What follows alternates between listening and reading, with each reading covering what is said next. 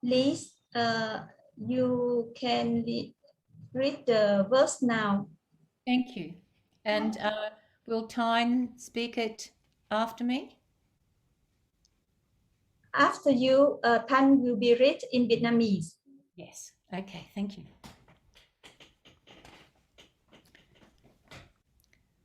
Remember daily that you are continuing the work of the spiritual world with the children.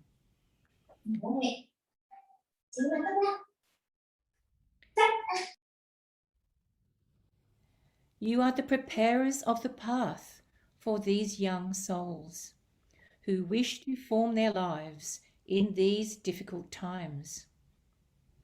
The spiritual world stands by you and will help you in this task.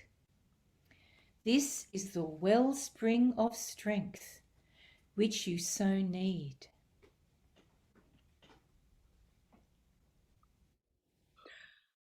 Hàng ngày nên nhớ bạn đang tiếp tục công việc của thế giới tâm linh để giúp đỡ trẻ.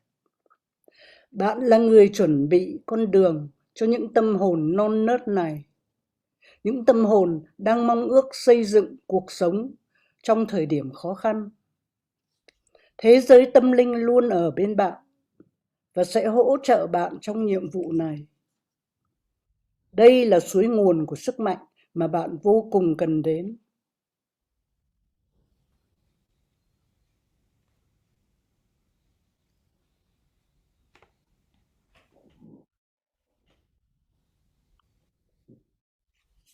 Thank you, Liz. Dạ, con cảm ơn cô Thanh. Dạ, và ngày hôm nay thì chúng ta rất vinh dự được cô Liz sẽ chia sẻ với chúng ta về chủ đề 4 tính khí trong giáo dục. Cô Liz là một chuyên gia, cô vừa từng là giáo viên mầm non, tiểu học và cô đã nghiên cứu cũng rất nhiều với trẻ, và cô cũng đã là một trong những giáo viên dạy cho các chương trình đào tạo giáo viên tiểu học của Việt Nam. Và hôm nay chúng ta rất vinh dự được nghe cô chia sẻ với chúng ta 4 tính khí trong giáo dục. Cảm ơn thầy Sang sẽ giúp chúng ta hiểu rõ hơn về tiếng Việt. Dạ, xin mời cô ạ. Liz, so right now you start to have your talk. Thank you. So we'll stand up and do some movement, and we'll begin now. So if we could all stand. Bây giờ tất cả chúng ta cùng đứng lên và chúng ta làm một vài chuyển động nha mọi người, cùng với cô Liz.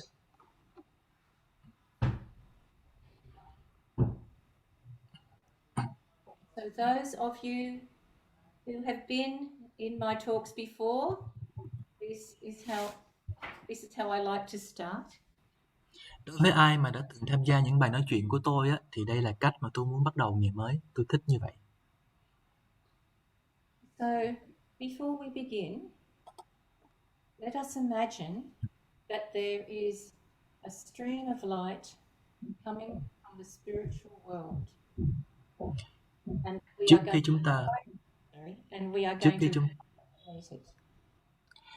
chúng ta bắt đầu á, thì chúng ta hãy tưởng tượng rằng là có một luồng sáng đổ trên xuống từ thế giới tinh thần, dựng thành một cột sáng chiếu rọi lên trên người của chúng ta. And as we do this, as we rise to meet it, we will let go of our everyday selves and become filled with the task, the higher task that we have before us. Và chúng ta sẽ vươn lên để đón lấy luồng sáng đó. Và trong quá trình chúng ta vươn lên, chúng ta hãy rũ bỏ tất cả những thứ được gọi là ngày thường của chúng ta để chúng ta đón nhận một cái nhiệm vụ cao cả được ban đến cho chúng ta. Let go of your everyday self. In this gesture, let go of everything. Hãy rũ bỏ tất cả những ngày thường.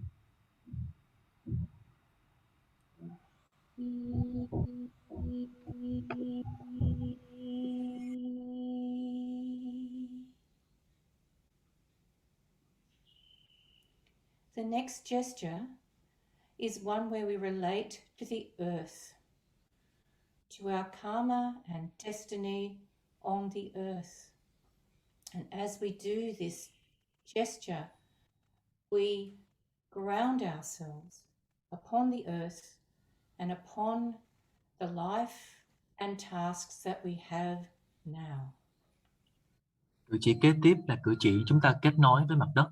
Mặt đất là nơi mà có số phận và nghiệp quả của chúng ta đang luân hành ở đó.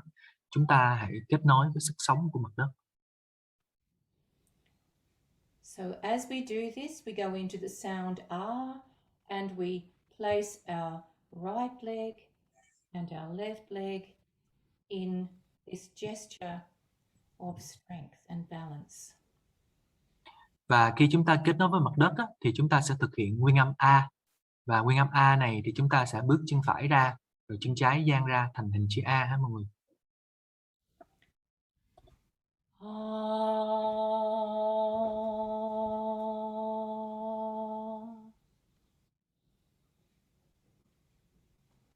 Now standing in this gesture, experiencing our column of light, let us now go to the third gesture.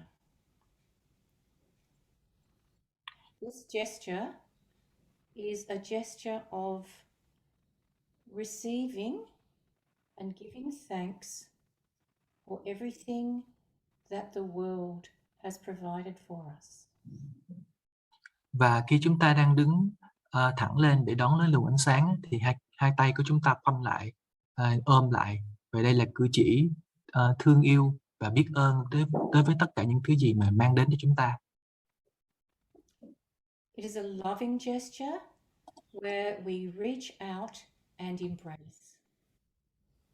Và đây là cái cử chỉ mà chúng ta vươn đến và bảo bọc, bảo ban đến tất cả mọi thứ.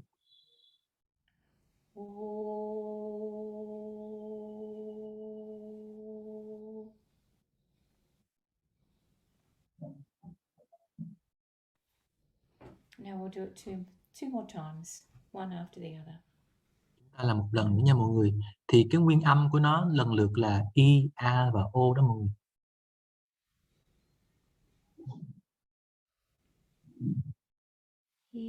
Recording in progress.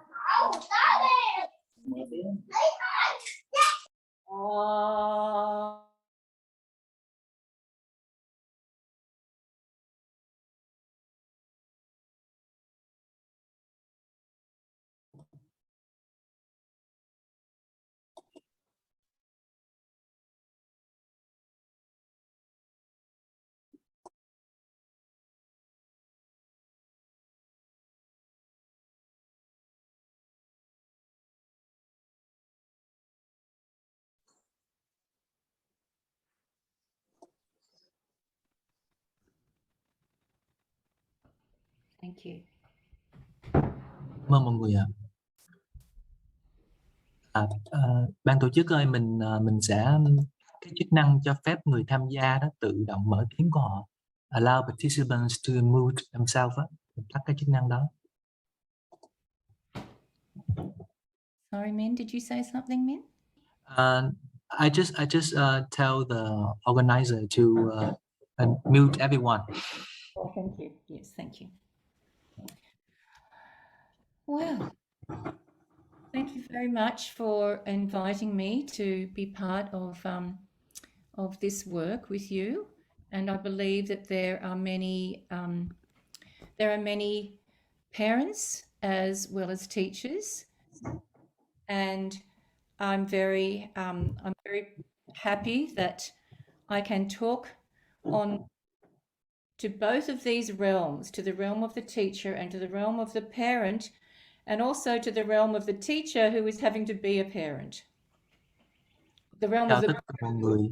teacher.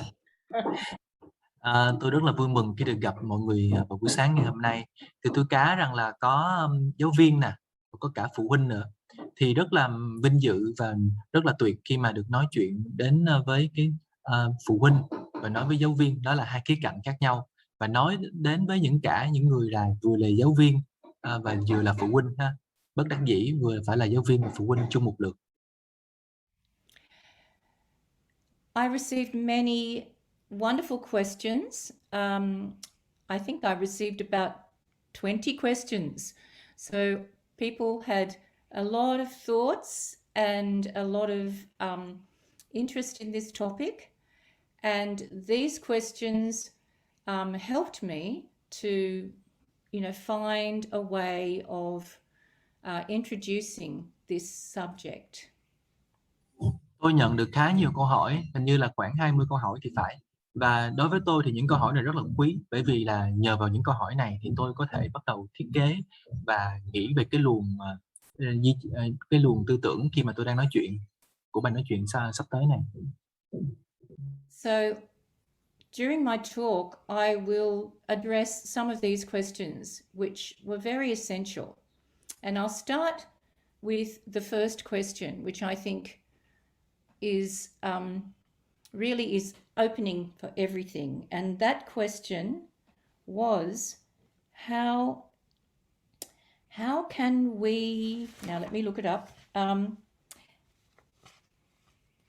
how do we enter in, how do we step inside the world of each child?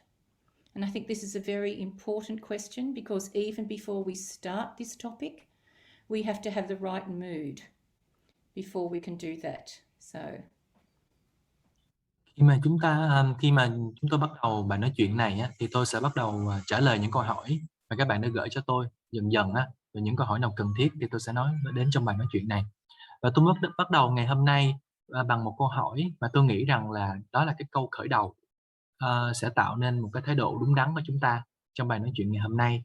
Đó chính là làm sao để tôi có thể bước vào thế giới của lũ trẻ được. So before we even begin, we have to cultivate this mood that it is not our intellect that will guide us into this knowledge, but it is our loving interest. So our heart forces combined with everything that we prepare to receive wisdom, this will be the opening to understand the children and this topic. Trước hết thì chúng ta phải có một thái độ đúng đắn. Đó chính là cái suy nghĩ của chúng ta đó không thể nào mà chúng ta có thể dùng suy nghĩ để bước vào thế giới của đứa trẻ được, mà đó chính là cái lực của trái tim, tình thương yêu và cái sự hứng thú đối với đứa trẻ.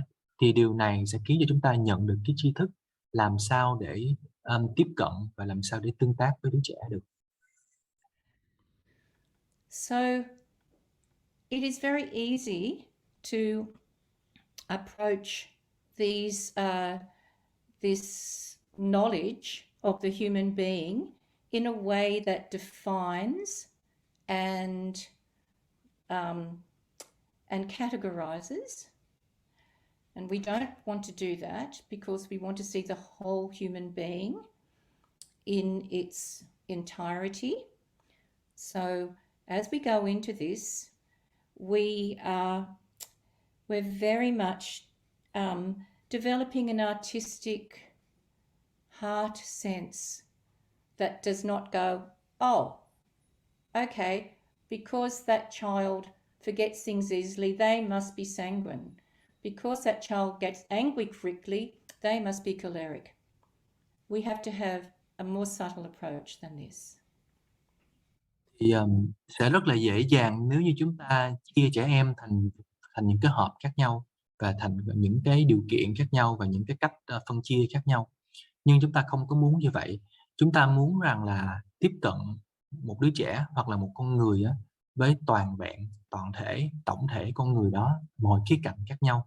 Cho nên là chúng ta tiếp xúc với cái đề tài này bằng một cái cảm giác của con tim, bằng một cảm giác là hơi có tính nghệ sĩ một tí. Chúng ta sẽ không nói rằng là bởi vì đứa trẻ này là hay quên, cho nên là chắc chắn là nó phải là tính khí, hay là cái đứa trẻ này dễ giận nè, cho nên là phải là tính lửa mà thôi. Chúng ta sẽ không muốn làm như vậy. Chúng ta muốn tiếp cận một cách nhẹ nhàng hơn. So we say to ourselves, I am placed here in order to bring an understanding of this child. And in order to have that, I will practice love, attention, patience, and practice again and again, observing and taking our observations into the spiritual world at night and wait for answers to come to us as we ask the question, who is this child?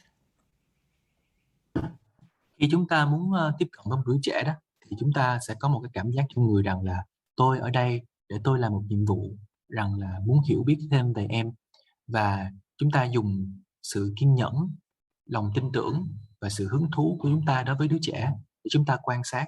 Và khi chúng ta quan sát xong rồi á, đến với buổi đêm á, chúng ta có một giấc ngủ và tất cả những suy nghĩ của chúng ta sẽ lắng đọng lại, trở thành nên sáng suốt và chúng ta có thể hiểu hơn về em. So that's the first thing. The other thing that people were very interested in was, how do we identify our own temperament? How do we uncover what's in us? Đó là cái điều thứ nhất nha. Điều thứ hai là rất là nhiều người thắc mắc rằng là làm sao để chúng ta có thể tự xác định được cái tính khí của chúng ta, để chúng ta có thể hiểu thêm về bản thân của chính mình. And once again, we can't do this in a superficial way. It's not like saying, I must be this because I'm a bit lazy, I must be phlegmatic. Or sometimes I get depressed, I must be melancholic. This is not adequate. So the way to really find out what your temperament is through other people. So your community, your partner, the other people in your life, they will give you support to understand what your temperament is. You can't just find it by looking inside yourself introspectively. You have to look at yourself in relation to other people.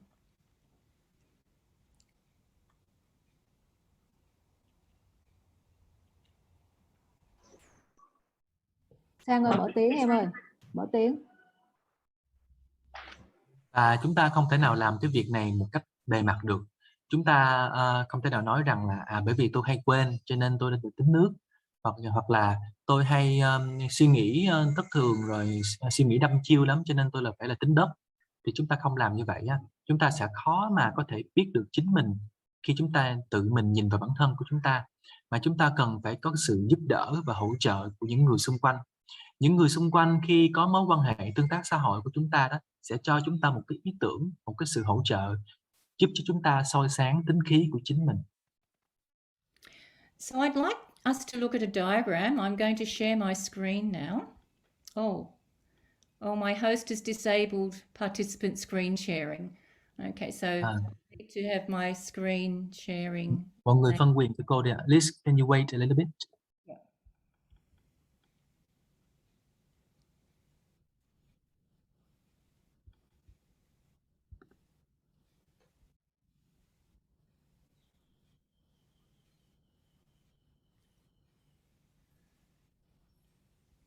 Okay, try again, please.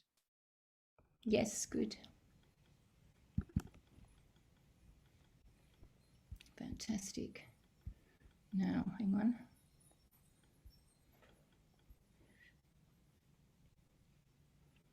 I'm just, there we go.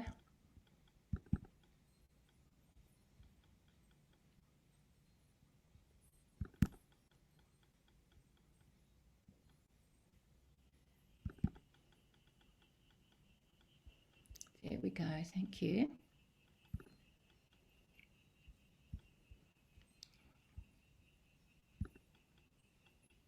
I have to get rid of all these little pictures. How do I do that? Yes, okay, thank you. So I hope you can all see the screen. And I'll just get rid of some things. Thank you. So this, okay, I keep getting messages. Okay, so this diagram, which Min will help translate, basically gives us an imagination of each of the temperaments and you'll see that there is an element and an orientation or an activity that is connected with each of these temperaments. And I've given it in this form. Sorry, someone talking to me? Bảng này đó chính là một số cái tính chất, một số xu hướng, một số cái phẩm chất của từng tính khí khác nhau để chúng ta có thể nhờ đó có một cái bức tranh hình dung về 4 tính khí. Oh, sorry, if people keep coming into the waiting room and my screen. Okay. Liz, we cannot see anything. You can't see anything. Okay. No. I mean that when someone join into the room, we cannot see it. Oh, so it's fine. Okay. So it's fine. Thank you. That's fine. Okay, excellent. So I created this as a way, it's hard for me to read it, as a way for us to have a picture of the characteristics of each temperament, but also the possibilities that each temperament has to transform and change itself. Thì bảng này là gồm có 2 cột. Cột thứ nhất đó chính là những cái xu hướng khi chưa được chuyển hóa, tức là những cái đặc tính cố hữu đó. Và sau đó cái cột thứ hai đó chính là những cái phẩm chất mà những cái khí chất này có thể đạt được khi mà được chuyển hóa, được làm tốt đẹp lên. Liz, I have to make some announce for translation. Can you wait a little bit? Yeah, sure. Mọi người ơi, thường là mình dịch là tính khí á, nhưng mà cái tính khí thì nó sẽ bị nhầm với trong 4 tính khí thì nó lại có tính khí nữa. Cho nên bây giờ cái từ tính khí chỉ chung á, em sẽ dịch là khí chất nha. Khí chất thì chỉ cho tính khí nói chung, còn từng cái tính khí thì cái từ là sanguine vẫn giữ là tính khí. Okay, Liz. Thank you. So I will, Min, I will just go through each one of the temperaments one by one, and if you need to translate, please do. So let's take on the earth element of the melancholic. And in the adult, the melancholic temperament has a dominant physical body. So this earthly element predominates in the adult. I'll talk about the adults. And the melancholic has a tendency to review, to reflect, and to think of things in relation to what has already happened. So their remembering is very strong with the melancholic.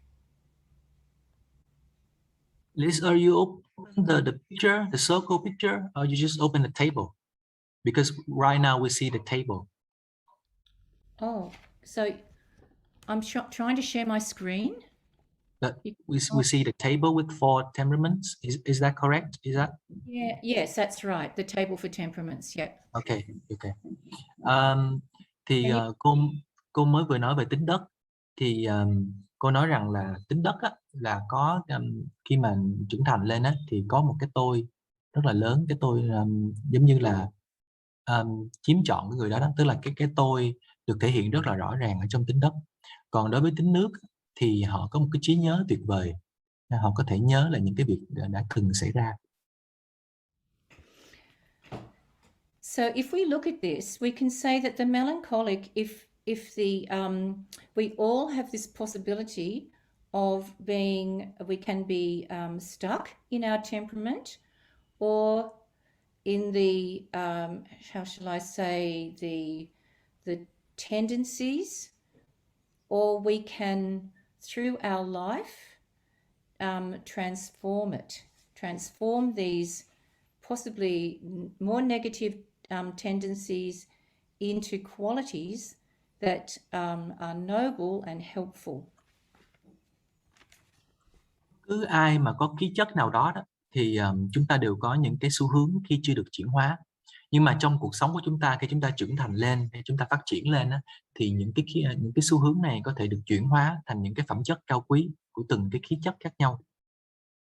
So looking at the melancholic, the table says the melancholic can feel burdened by life, pessimistic, and inward and self-absorbed.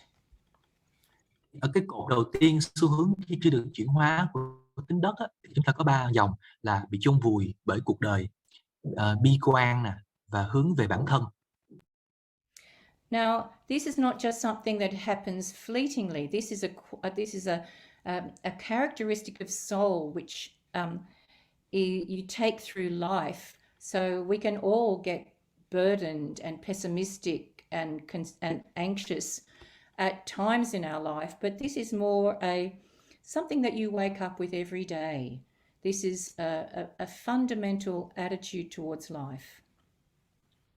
Nếu mà ai có là tính đất á, thì chúng ta đều có thể cảm thấy được cái này, tức là mỗi ngày chúng ta thức dậy thì chúng ta có thể ở trong cái trạng thái này. Đây là một cái trạng thái căn bản của con người. Thì cái self-absorbed á, mọi người nó không hẳn là hướng về bản thân, mà nó giống như rằng là rất là lúc nào cũng bị hút cạn bởi cái việc suy nghĩ về bản thân đó mọi người. But the wonderful thing is that human beings are social beings, and destiny places other people into our lives, and other people have a positive effect upon us. And each of these temperaments the noblest aspects of them can be transformed through interaction with other people.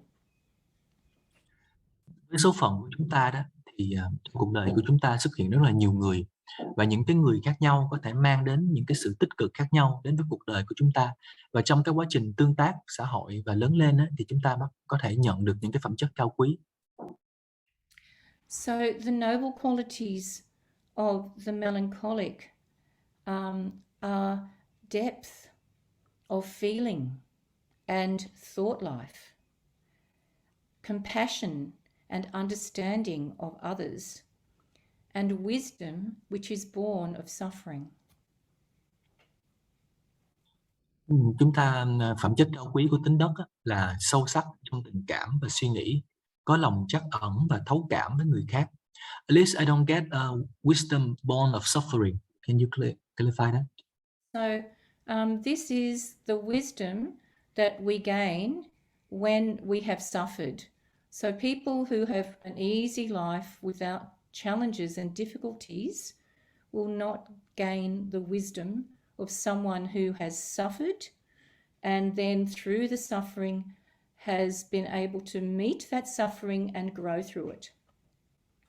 Thank you. Thì cái dòng thứ ba có nghĩa rằng là khi chúng ta vượt qua cái tính đất á, vượt qua những cái khổ đau, những cái chướng ngại trong cuộc đời á, thì họ học được những cái trí tuệ rất là sâu sắc từ những cái mà họ đã vượt qua trong cuộc đời.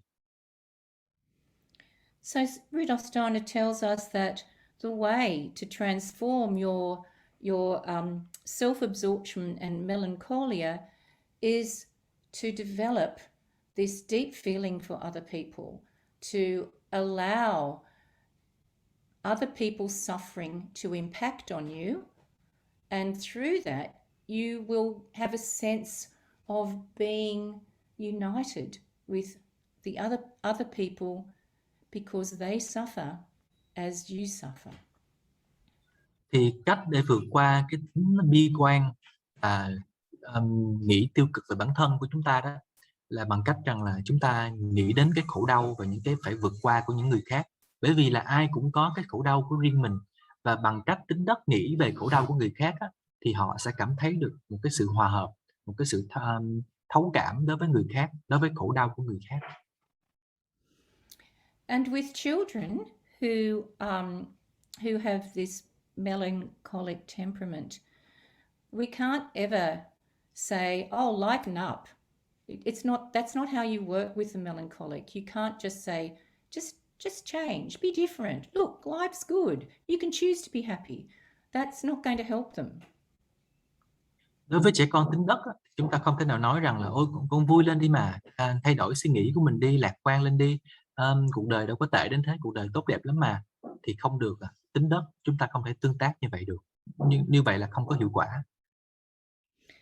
So Rudolf Steiner says that the teachers and adults around the melancholic child have to be people that have a deep inner life, that understands that where that child, the difficulties that that child is encountering, that life is not simple and light, but they have to be the role model for how you push through the difficulties of life and overcome them and then become a richer person because of them.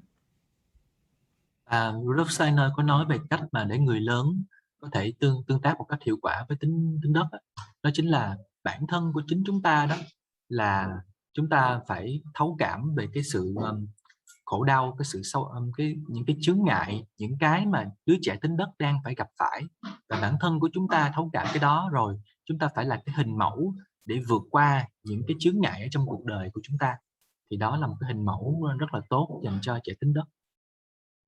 I can just give a small example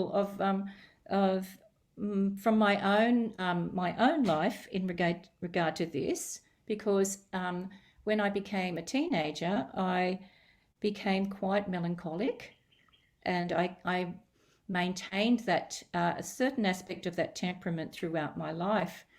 But my mother was very sanguine, and she could not understand why I was so deep and questioning. Và tôi phải lấy cái trải nghiệm của chính bản thân tôi. Thì khi mà tôi là tuổi teen á, tôi khá là tính đất, và tôi giữ một vài cái khía cạnh của tính đất này cho đến bây giờ cuộc đời của tôi luôn. Thì khi đó đó là mẹ của tôi là tính khí, thì mẹ của tôi không thể nào hiểu được rằng là tại sao con của mình lại rất là trầm ngâm suy nghĩ, rất là thấy khó khăn như vậy. Mẹ không thể hiểu được. And what she used to say to me was, you shouldn't be like this. You're young. You should be having lots of fun. I wasn't like that when I was your age. Thì mẹ tôi mới nói với tôi rằng là con không nên như thế, bây giờ con còn trẻ mà, còn vui vẻ, còn lạc quan mà, tại sao phải trầm ngâm suy nghĩ như vậy. Nhưng mà đối với tôi thì không được, tôi thì không phải như vậy. Nhưng mà mẹ tôi nói rằng là ngày xưa lúc mà mẹ bằng tuổi con, mẹ rất là vui vẻ, mẹ yêu đời lắm. And of course this made me feel very, very misunderstood, and it did not help. Và cái điều này nó gây cho tôi một cái sự xáo trộn và hiểu lầm, và tôi không có cảm thấy rằng là mình được thấu hiểu. But in a way, because I had that experience when I was young,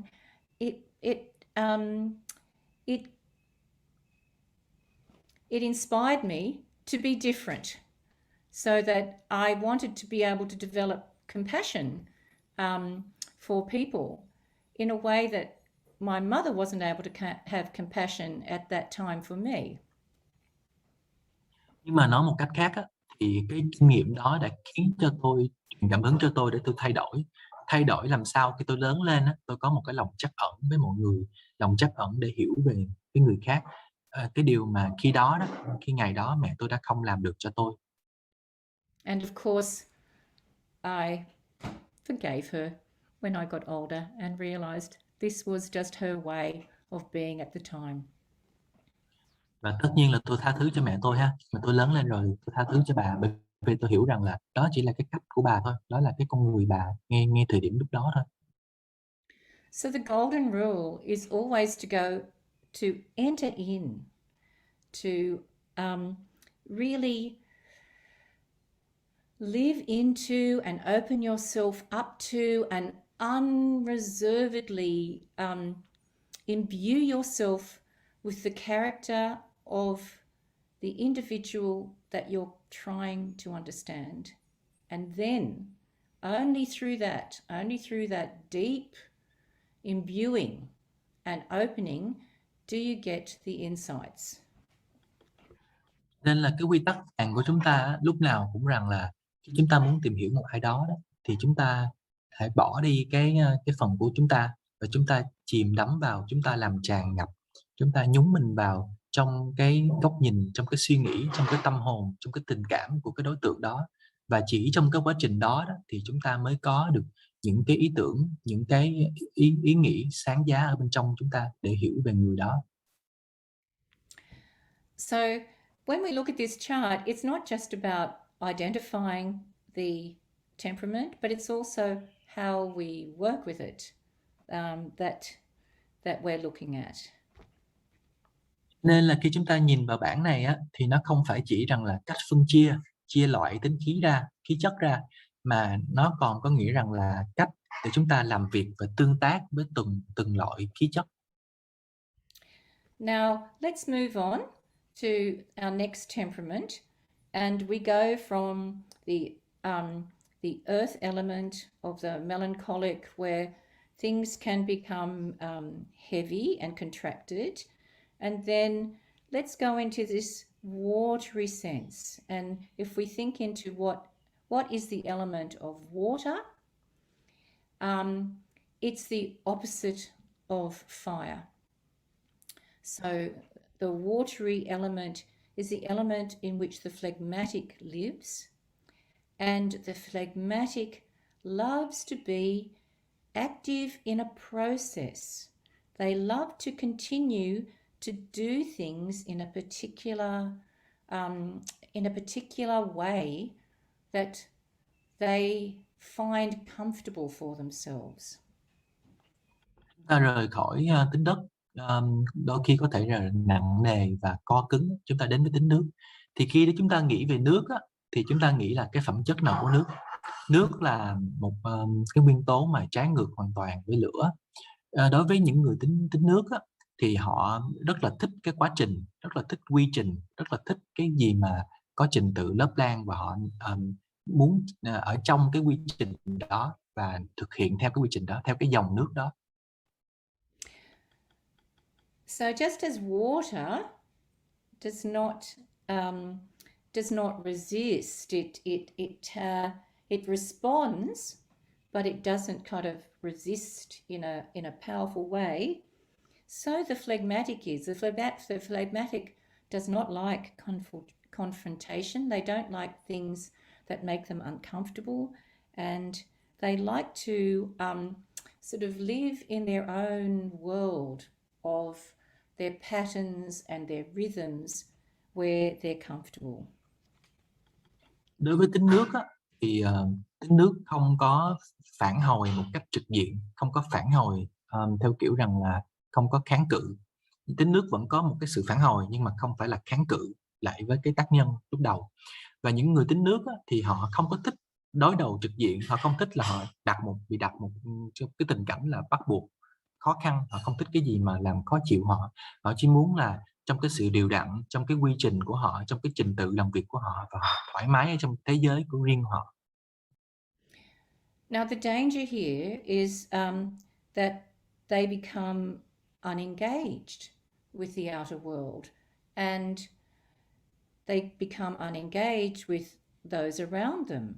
They become unaware of what's really manifesting in the world around them, and this is a big danger if you're a teacher, because a phlegmatic temperament and a parent as well is a very helpful temperament in many ways when we're working with young children, particularly the very young children, because one has a sense for rhythm and evenness and steadiness, but the danger is not being awake enough to what's really around you and what is in the souls and minds of the children around you sufficiently.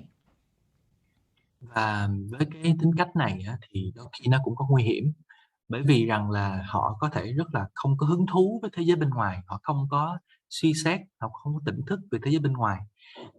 Cho dù rằng á, là tính nước là một trong những tính mà rất là tốt trong quá trình giáo dục trẻ em, nhất là những trẻ em nhỏ, những trẻ em mầm non, bởi vì là trẻ em mầm non thì cần sự đều đặn, cần quy trình, cần lặp đi lặp lại, cần một cái sự vững chãi ha, một sự đều đặn. Nhưng á, những người giáo viên á, rất là nguy hiểm nếu như họ không có ý thức được những cái gì diễn ra xung quanh họ, những thế giới bên ngoài của họ không có ý thức được như vậy, cho nên họ sẽ không biết được rằng là ở trong tâm hồn, ở trong cái tâm trí của đứa trẻ đó, đang diễn ra chuyện gì, bởi vì họ không có hứng thú với thế giới bên ngoài. But the wonderful thing about the phlegmatic, if they do cultivate this ability to be harmonious with the people around them, they can become influenced by the people around them. Their interests can be stirred by the interests of those around them, because it's like water, they soak it up. They soak up other people's feelings and interests, and this can be a way of self-transformation for them. Nhưng mà nếu như mà họ được chuyển hóa đó, họ học cái cách hứng thú và họ tương tác và họ để ý nhiều hơn với bên ngoài đó, thì họ có thể được truyền cảm hứng, họ có thể được truyền động lực đối với những người xung quanh của họ, bởi vì họ là nước mà, cho nên họ thấm đẫm tất cả những gì xung quanh họ, và đây là một cái rất là tốt để họ có thể tự cải thiện mình, bởi vì là họ nhận được cái sự tương tác từ bên ngoài. So in a classroom, in an ideal situation, the phlegmatics are influenced by they're influenced by the sanguines and the cholerics and the melancholics, who've all got different qualities, and the phlegmatic receives all that almost unconsciously, but nevertheless they receive it. And then if the teacher is aware of that phlegmatic in the classroom, then they can encourage the phlegmatic to join in with what the others are doing, so that they can become more engaged. Trong môi trường lớp học đó, thì tính nước là được ảnh hưởng và được truyền cảm hứng bởi tất cả những cái khí chất khác. Ví dụ như họ được truyền cảm hứng bởi tính khí, tính lửa và tính đất. Và nếu mà người giáo viên ở trong lớp mà họ để ý đến trẻ con tính nước, thì họ có thể khuyến khích, họ có thể là dẫn dắt các em để các em có thể hòa hợp vào làm chung với cái việc mà lớp đang làm, bởi vì tính nước được truyền cảm hứng bởi những tính khí khác, và họ có thể dễ dàng hòa hợp vào trong cái quy trình của lớp. So one of the questions was in relation to the phlegmatic temperament, and someone identified themselves as phlegmatic and said, well, how can I engage my will? And the thing with the phlegmatic is phlegmatics can have a wonderful, strong, long-term will. Một câu hỏi trong cái bảng câu hỏi gửi cho tôi là một người rất là thao thức nói rằng là con là tính nước, bây giờ làm sao để con trau dồi cái ý chí mà yếu của mình. Thì thật ra đó, tính nước nếu như mà được rèn luyện đúng thì họ dần dà sẽ đạt được một cái ý chí bền bỉ lâu dài, một ý chí mạnh mẽ lâu dài. They may not achieve their goals quickly, like a sanguine or a choleric, but they achieve them over time because they have this deep persistence. Once they start a process, they want to continue that process, and they don't like to leave something. They like to keep going with it. That's why they often get frustrated, because they're a little bit slower to complete things. So they need to have time to see their tasks through. They need to be given time. Đối với tính nước thì họ không có đạt được cái mục tiêu nhanh như là tính khí hoặc là tính lửa, nhưng mà họ dần dà sẽ đạt được mục tiêu của mình, bởi vì khi họ bắt đầu một công việc nào đó thì họ không có muốn bỏ cuộc, họ muốn là liên tục và bền bỉ với công việc đó, cho nên là đôi khi họ cảm thấy rất là khó chịu, bởi vì là họ không đủ thời gian, bởi vì họ chậm hơn, cái ý chí của họ chậm hơn đối với những tính khí khác, và họ cần phải được cho thời gian để làm một việc gì đó. So if we look at that last column, the ennobled qualities, we can say the phlegmatic has harmony with others. They're patient, methodical. They're loyal. They don't change sides easily, and steadfast. And they have a long-term will that achieves over time. Và khi chúng ta nhìn vào những cái phẩm chất cao quý của tính nước thì chúng ta có thể thấy rằng là họ hòa hợp với người khác nè, kiên nhẫn và có trình tự lớp lang, họ trung thành và kiên định, và có một cái ý chí bền bỉ để dần dà đạt được mục tiêu của mình. Okay, so let's let's liven up and get into the sanguine. Have a look at the sanguine. Okay. The sanguine, we connect with the air element. And if we think of air, it's light, it changes, the wind blows here, the wind blows there, things are in movement, and the orientation is towards the future, towards the next thing. Và bây giờ chúng ta làm vui vẻ cái không khí của chúng ta lên nha, bằng cách là chúng ta nói về tính khí. Tính khí là cái nguyên tố khí đó mọi người. Thì khi mà mình nghĩ về khí, chúng ta nghĩ như thế nào ạ? Khí là rất là nhẹ đúng không? Nhẹ và lúc nào cũng năng động, lúc nào cũng di chuyển và di chuyển về phía trước, là hướng về với tương lai. So children between the ages of 7 and 14 tend to have a sanguine tendency. Đối với những trẻ em mà đối với những trẻ em mà 7 tuổi cho đến 14 tuổi thì thông thường sẽ có xu hướng một ít phẩm chất tính khí. So if you think about children in a classroom, you're very conscious that they'll get fidgety if things don't keep moving in the classroom. They won't just be happy to keep plodding along doing the same thing. You see their legs, they're wriggling on their chair, their legs are swinging, they start chattering because they need things to be in a state of movement. Khi chúng ta quan sát lớp học thì chúng ta có thể dễ dàng nhận ra được tính khí, bởi vì khi mà lớp đang đều đặn thực hiện cái việc gì đó lặp đi lặp lại là trẻ tính khí là không có thích như vậy, bởi vì trẻ em tính khí lúc nào cũng muốn mọi thứ di chuyển, mọi thứ được đổi mới liên tục, và khi mà mọi thứ mà nó cứ lặp đi lặp lại đều đặn ở trong lớp thì các bạn sẽ bắt đầu ngồi, bắt đầu cái chân thì lúc lắc, cái đầu thì lúc lắc, và bắt đầu miệng thì nói chuyện với bạn khác, bởi vì là các bạn muốn có một cái gì đó thay đổi. And a good teacher for this age group, we know, has imagination, has variety in how they express their work with the children, their different approaches that they do to a maths lesson. They'll have lots of different tools that they use to bring things alive, and then the sanguine child will not be bored. They will feel that they're met and that there's movement and life in their lesson and their time.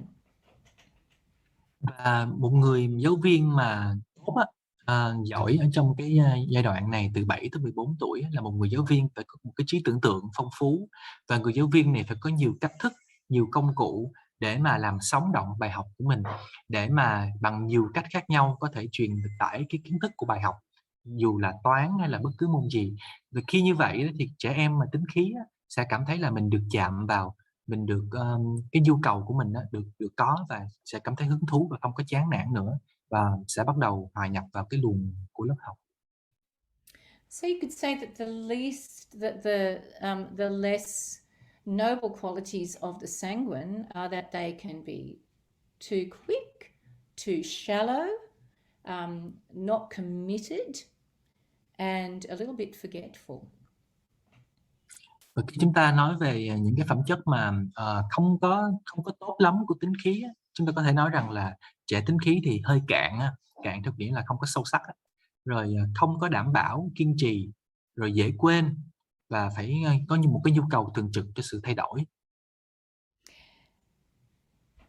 And Rudolf Steiner tells us that when we're dealing with the sanguine children who have a natural love and interest for people and the world, they're very social, that it's really important for them to form a strong attachment to one person that they love. In other words, their parent, their teacher, their role model. Và lời của Rudolf Steiner khi mà nói về trẻ tính khí là trẻ tính khí thì có một cái sự hứng thú và một cái niềm yêu thương, một cái tình cảm với tất cả mọi thứ xung quanh của mình, cho nên là sẽ rất là quan trọng để mà trẻ tính khí sẽ yêu thương một trọn vẹn, và giống như là có một cái hình mẫu để luôn hướng về. Thì cái hình mẫu này trong trường hợp này là ba mẹ hoặc là thầy cô sẽ có một người mà trẻ hướng về. So you can say that the sanguine child, if they are able to develop that, strong connection with somebody that they love, then those qualities of being fickle and shallow and uncommitted, they'll transform into something that's more steady. And the gift of the sanguine is that they are wonderful. They're people. They really are socially gifted and bring life and mobility into relationships. Và những cái tính chất như là nhanh nhẩu nè, rồi nông cạn nè, rồi không đảm bảo, rồi dễ quên này đó, thì khi mà được chuyển hóa đó thì sẽ thành những cái phẩm chất mà kiên định hơn.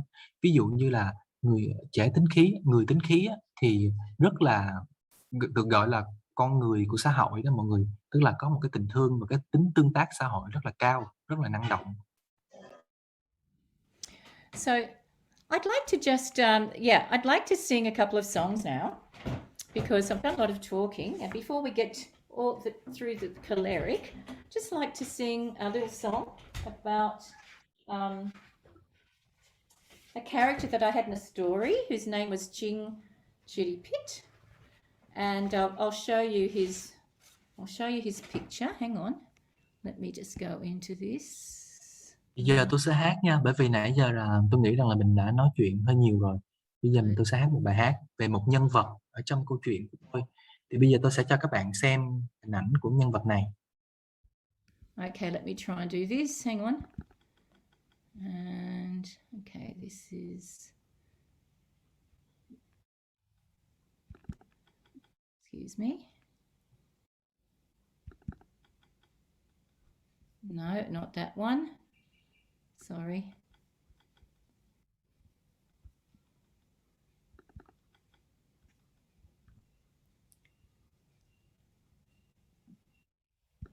This one.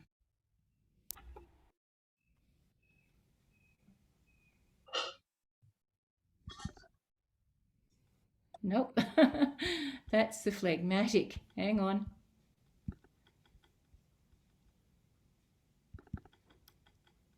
Yeah, there we are. There's our little monkey. There's Ching Chitty Pit. And yes, I'll just lighten things up by singing a song with you.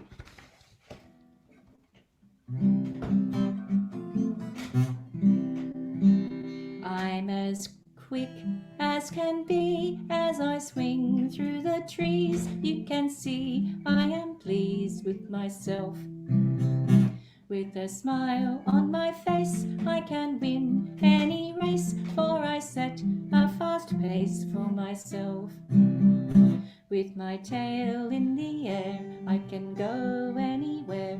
I can always take care of myself. I'm so happy and free, I'm so pleased to be me. There's no one I would be but myself. I'm so happy and free, I'm so pleased to be me. There's no one I would be but myself. Thanks, Min. Could you translate a little bit of that? Yeah, thank you for writing a song about me. Mọi người, cô vừa mới hát một bài hát cô viết về chú khỉ ha. Thì đại loại cái bài này nói về rằng là cái bạn khỉ này là rất là vui vẻ, rất là tự do, rất là phóng khoáng, đi tới đi lui, leo trèo cành, tự lo cho bản thân mình, rất là tự hào về chính bản thân mình, rất là vui vẻ với chính bản thân mình mà cũng không cần ai hết. I'm just going to get out of that and go back to where we were.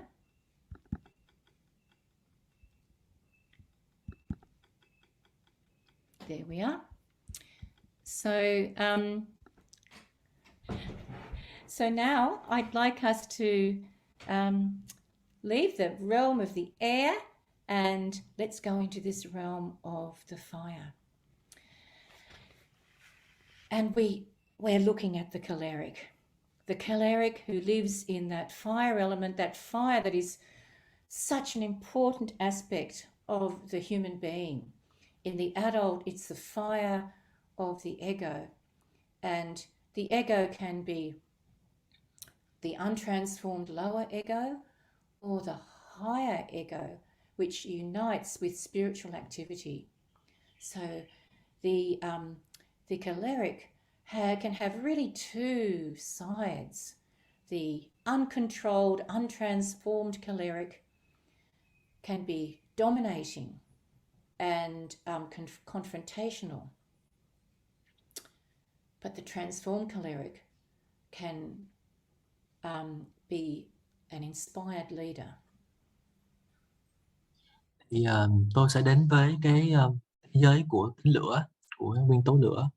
Thì nguyên tố lửa và tính lửa đó là một cái phần rất là quan trọng của người lớn, của người trưởng thành, bởi vì nó là thể hiện cho cái tôi. Thì cái tôi thì có thể có hai phần á.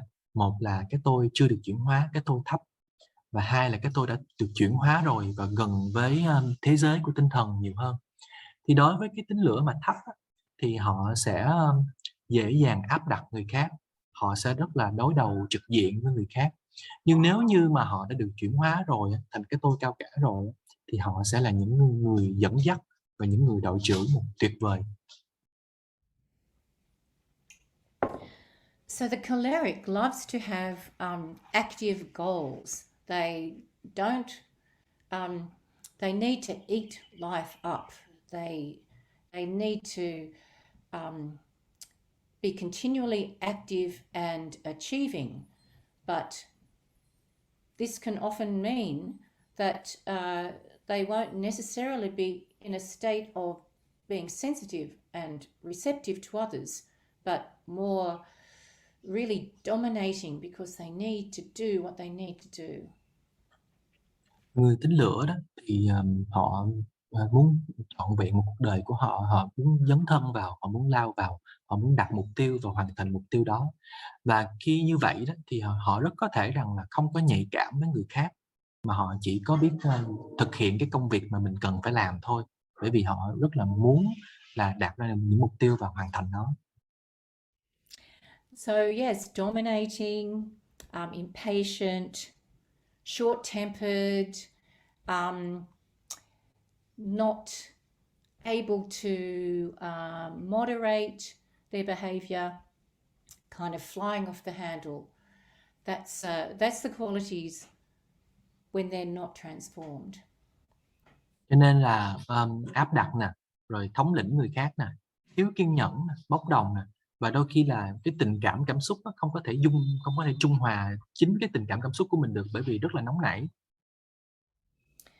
And Rudolf Steiner says that a great thing that we can do with the choleric is to give them lots of things to do, but not necessarily things that that require them to be confrontational, but just active.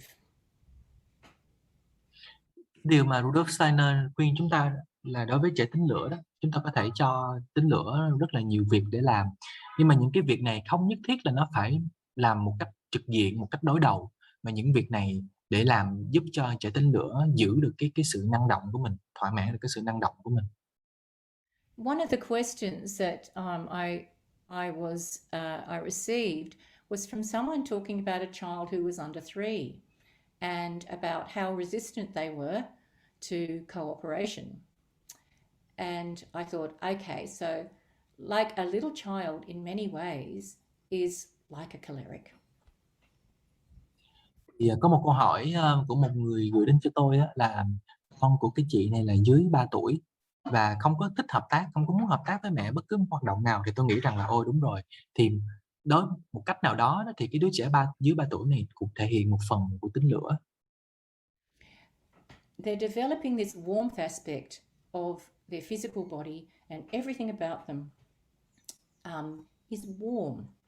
So, we know that a little child can completely dominate a whole household because their will is so strong. They just, they need to have what they need. They need to rest. They need to eat. They need to be active. All of these things are absolutely imperative for them, and they make sure they get it. Thì đứa trẻ dưới 3 tuổi á, là có một cái hơi ấm rất là lớn và cũng cần hơi ấm nữa. Cho nên là mình có thể biết rằng là những trẻ con nhỏ đó, thường là thống lĩnh cả cái nhà luôn, đúng không mọi người? Bởi vì rằng là rất là cần được đòi hỏi để thực hiện cái nhu cầu của bản thân mình. Ví dụ như được cho ăn nè, được cho ngủ nè, cho chơi nè, rồi làm rất là mọi thứ khác nhau, mà mọi thứ là xoay xung quanh đứa trẻ này. But of course, in an ideal situation, we need to organize the environment of that young child in such a way that they will be able to be active in so many ways, where they don't want to be passive. Their bodies have to experience. They need to run and climb and engage and have their senses worked with in a rich way. So if they have lots to do, then this naturally makes them into very wonderful, warm, positive beings. Và cái việc chúng ta có thể làm là chúng ta thiết lập cái môi trường xung quanh để làm sao cho cái đứa trẻ này không có bị giam hãm lại, không có bị giữ chân lại, và cần được trẻ này có thể khám phá tự do, chơi rồi làm mọi thứ khác nhau rất là năng động. Và trong cái quá trình mà thực hiện những cái chuyện mà mình muốn như thế này nè, được có một cái sự tự do nhất định như vậy đó, thì đứa trẻ này sẽ nên là một cái con người rất là ấm áp và nhiệt thành. So if we say, well, why are they uncooperative? Well, first of all, they need to have, as we know, their right rhythm of sleeping and waking and eating and activity and rest and quiet and story and all of those rhythms of the day. If they are in the environment of that child, then that child can enter into that environment in a positive and active way. Và chúng ta biết đó, đối với một đứa trẻ nhỏ thì có rất là nhiều những cái nhịp điệu và hoạt động theo trong một ngày mà theo nhịp điệu. Giờ ăn nè, rồi giờ tắm rửa, giờ chơi tự do, rồi giờ kể chuyện, rồi giờ ngủ, rồi rất là nhiều giờ khác nhau. Nếu cho mà trẻ được theo cái luồng nhịp điệu đó trong một ngày á, thì trẻ sẽ trở nên rất là tích cực và năng động với chính những cái hoạt động đó. And of course, children are all very different. Some children need to be more inward and quiet and receptive, and other children have got this character where they need to be continually active and achieving. And this is probably an indication of how their temperament will be when they're older. Tất nhiên là mỗi một đứa trẻ thì sẽ có một cái khí chất khác nhau. Ví dụ như là có trẻ em thì thu mình vào bên trong, cần cái sự tĩnh lặng nhiều hơn, ít hoạt động thôi, thích ở yên một chỗ. Nhưng mà có một số trẻ thì hướng ra bên ngoài nhiều hơn, năng động nhiều hơn và cần nhiều việc để làm hơn. Thì những cái khí chất này, những cái phẩm chất này á, rất có thể lớn lên là thể hiện cái khí chất của cái đứa trẻ này khi mà trở thành người lớn. And once again, Rudolf Steiner tells us that there is a social solution for how we transform working with the choleric. And this social solution is that we have to give the choleric a role model that they can esteem. Có rất là nhiều và Rudolf Steiner nói với chúng ta rằng là chúng ta có một cái giải pháp xã hội đối với cái đứa trẻ tính lửa. Đó là chúng ta cho trẻ tính lửa đó một cái hình mẫu mà kính trọng, để cho trẻ tính lửa có thể kính trọng cái hình mẫu này và có thể tin tưởng vào hình mẫu này. So if we are that child's role model, the choleric's role model, we have to have these qualities of being able to set clear goals, see those goals through, and have strength of character. And we have to model for that choleric child this ability to control our emotions and our anger, but also to direct in a positive way, so that we are that what we say we're going to do, we follow through with. Then we'll get their esteem. Và để trở thành một cái hình mẫu mà lý tưởng dành cho trẻ tính lửa đó, thì chúng ta phải là một người lớn mà biết đặt mục tiêu và phải thấu suốt cái mục tiêu này và làm việc để mà đạt tới cái mục tiêu này. Nhưng mà chúng ta còn phải thể hiện rằng là chúng ta rất là tốt trong cái việc là kiểm soát chính mình, kiểm soát cảm xúc của chính mình, kiểm soát cái khí chất của chính mình, nhưng chúng ta vẫn tiến về phía trước một cách tích cực để mà cuối cùng là đạt được cái mục tiêu mà chúng ta đã vạch ra. Thì như vậy thì trẻ con sẽ kính trọng cái hình mẫu này, trẻ con tính lửa sẽ kính trọng hình mẫu này. So if we look at the last column, we can say a transformed choleric is able to show leadership and take initiative. They're able to steer others towards worthy goals, and they're able to work positively for change. Và khi chúng ta nói về những cái phẩm chất cao quý của tính lửa sau khi mà đã được chuyển hóa đó, thì có 3 ý. Thứ nhất là tính lửa có khả năng bày tỏ cái sự dẫn dắt và dấn thân của mình. Thứ hai là có khả năng lèo lái người khác đến với mục tiêu xứng đáng. Thứ ba là có khả năng làm việc một cách tích cực cho cái sự biến chuyển và đổi thay. And I've noticed that particularly with the melancholic and the choleric children, that they are much less forgiving than phlegmatic and sanguine children. So if you're trying to work out, number one, what children you have before you, think, did those children forgive me for not being able to finish doing something that I said I would do? And if you can say, no, they didn't forgive me, they really didn't like it, then possibly those children are melancholic or choleric. So that's one little clue you can take. They don't forgive easily. Và theo kinh nghiệm của tôi á, thì trẻ tính đất và tính lửa đó sẽ khó quên hơn, khó thứ tha hơn đối với tính nước và tính khí so với tính nước và tính khí. Thì ví dụ như là khi chúng ta đối diện với một đứa trẻ nào đó, chúng ta làm việc với một đứa trẻ nào đó và chúng ta đặt câu hỏi rằng là đứa trẻ này là có tha thứ, có quên khi mà chúng ta hứa cái gì đó mà không làm được, hay chúng ta vạch ra cái gì đó mà không làm được hay không. Nếu như câu trả lời là không, thì rất có thể là khí chất của bạn này là tính đất hoặc là tính lửa. Đó là một cái manh mối nhỏ để chúng ta có thể suy nghĩ về khí chất của đứa trẻ. So when we're in the presence of choleric children, they really do teach us such a lot, because they're so outward, and they really, they're not afraid to confront us about a defect that they feel that we have demonstrated, whether it's not seeing something through or not being fair. These are the things that they will pick up on, and we have to be really able to listen to their words and acknowledge that, yes, this is their character. They're awake, and they want the best to happen. They want you to be the best that you can be.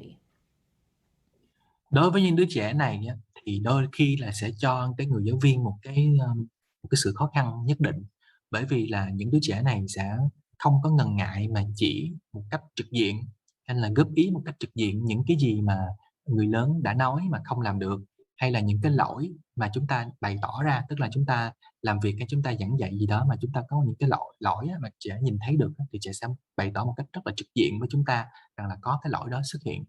Thì đối với người lớn chúng ta cần phải công nhận rằng là đây chính là cái khí chất riêng của bạn, đây là cái phẩm chất riêng của bạn, và dựa vào cái này thì chúng ta cải thiện chính bản thân mình, và chúng ta phải công nhận những cái điều mà bạn nói và lắng nghe nó. So now I'd just like us to look at that last column of the ennobled qualities, because these are the qualities that we are striving to embody within us, no matter what our temperament is, because this is a higher role that we are taking onto ourselves if we choose to educate. Và tôi muốn chúng ta nhìn vào cái cột cuối cùng, tức là những phẩm chất cao quý của từng khí chất. Thì dù bạn là khí chất nào đi nữa, thì đây là những cái phẩm chất mà chúng ta cố gắng đạt được trong quá trình phát triển bản thân trong cuộc đời này, nhất là khi là chúng ta đã chọn cái sự nghiệp giáo dục. So I think there was another question which was asked was, is it good to try and balance, to be a balanced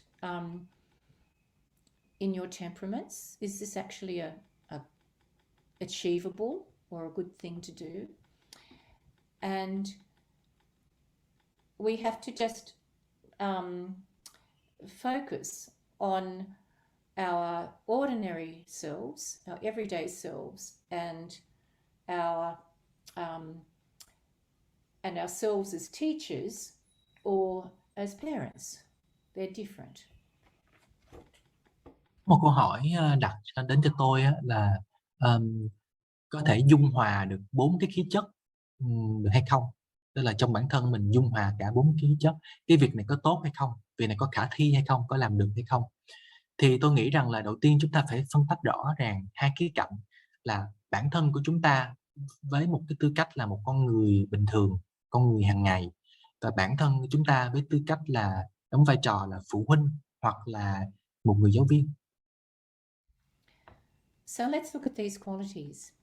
It's a little bit like, you know, when we do that first gesture that we did at the very beginning, where we sort of relax and then we lift ourselves up into that column of light from the spiritual worlds, and we meet it with our own rising sense of self.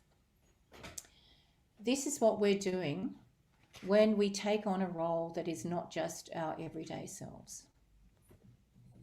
Hãy quay lại và hồi tưởng lại đến cái hoạt động đầu tiên trong ngày hôm nay mà chúng ta đã làm.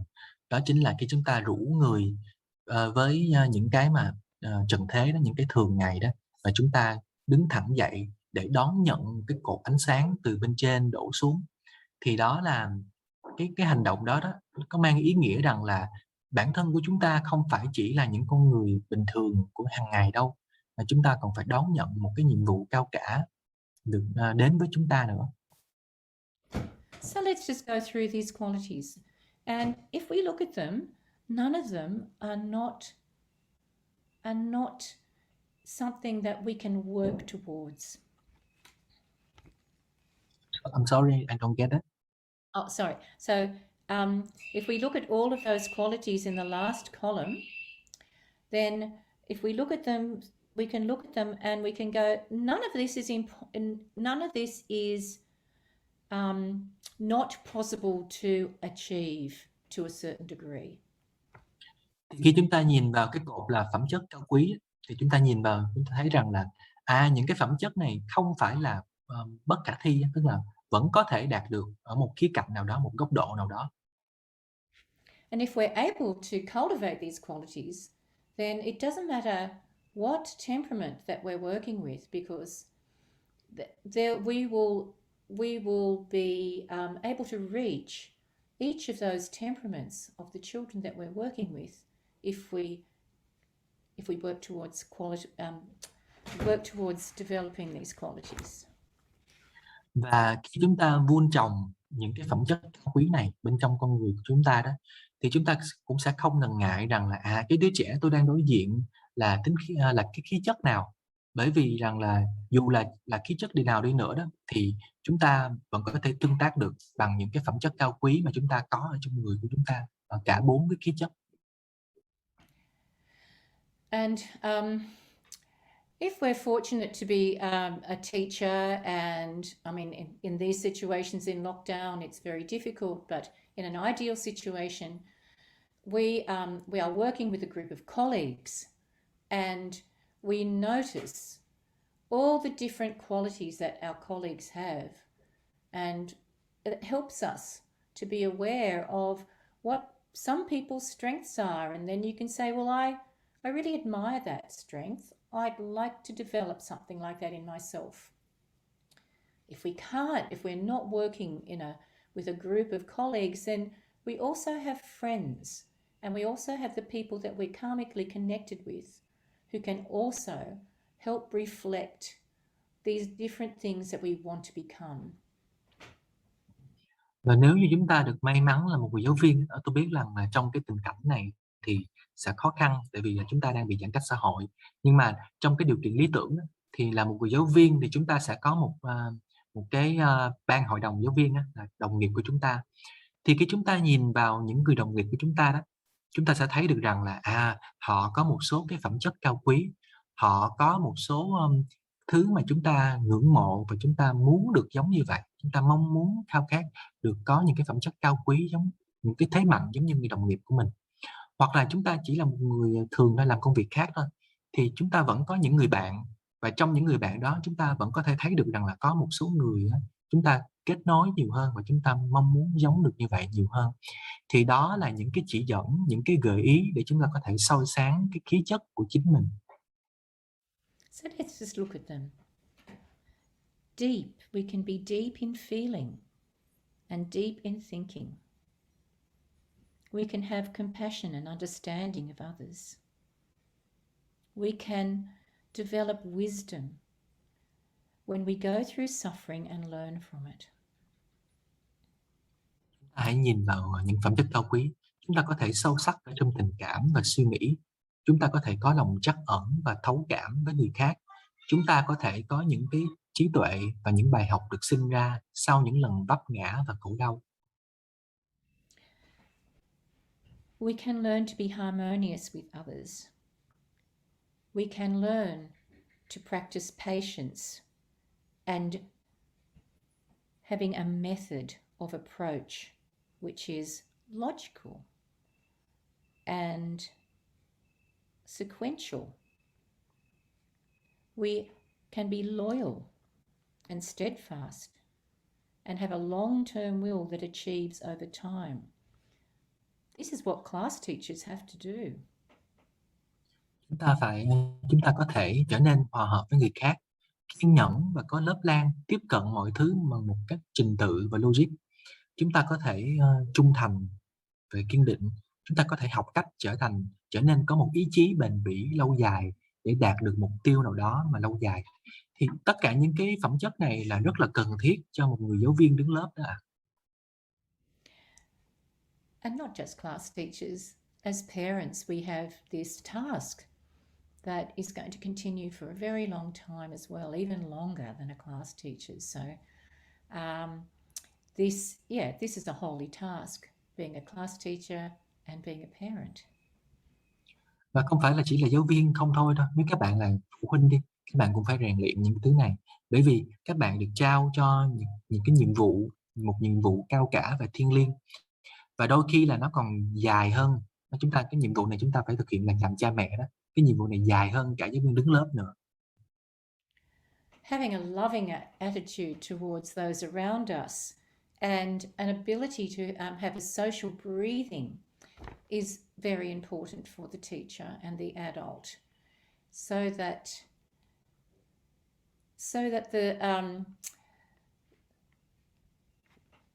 there is a real embedding in the world of human beings. This is so important for the children, and we need to have an enthusiastic interest in everything. Very important that our interests aren't narrow, but that they're wide. We know this. Our curriculum supports this. And a positive and optimistic approach to the future. And this is a big one for our time, because at this particular time we really have to cultivate this positivity and optimism about what's coming to us from the future. But we have to. It's imperative. Chúng ta có thể có tình thương đối với tất cả những người khác. Chúng ta có thể là một người rất là năng động và có tương tác xã hội với những người khác rất là tốt. Cái phẩm chất này rất là tốt đối với đứa trẻ, bởi vì là một con người, là một thành phần của xã hội, thì cái việc mà tương tác và gắn kết với người khác đó chính là cái chất liệu để mà dựng xây nên xã hội. rồi chúng ta có thể có một cái niềm hứng thú với thế giới xung quanh của chúng ta. Chúng ta biết rằng là ở trong cái giáo án và cái cách giảng dạy và cái học liệu của giáo dục Waldorf là dạy cho chúng ta điều này rất là nhiều. Chúng ta có một cái thái độ tích cực và lạc quan với tương lai, nhất là trong cái tình cảnh này, tình cảnh mà mọi thứ dường như có vẻ rất là buồn thảm như thế này, thì chúng ta càng phải học cái cách tích cực và lạc quan hướng về tương lai nhiều hơn. And lastly, we need to be able to show leadership and take initiative. Now, this is important for a class teacher, and class teachers, Steiner School have been organised so that class teachers do have this autonomy so that they can take initiative. But it's extremely important as parents that we also show leadership and take initiative. Chúng ta phải học cách có khả năng bày tỏ sự dẫn dắt của chúng ta, một cái sự dẫn dắt với người khác và một cái sự dấn thân.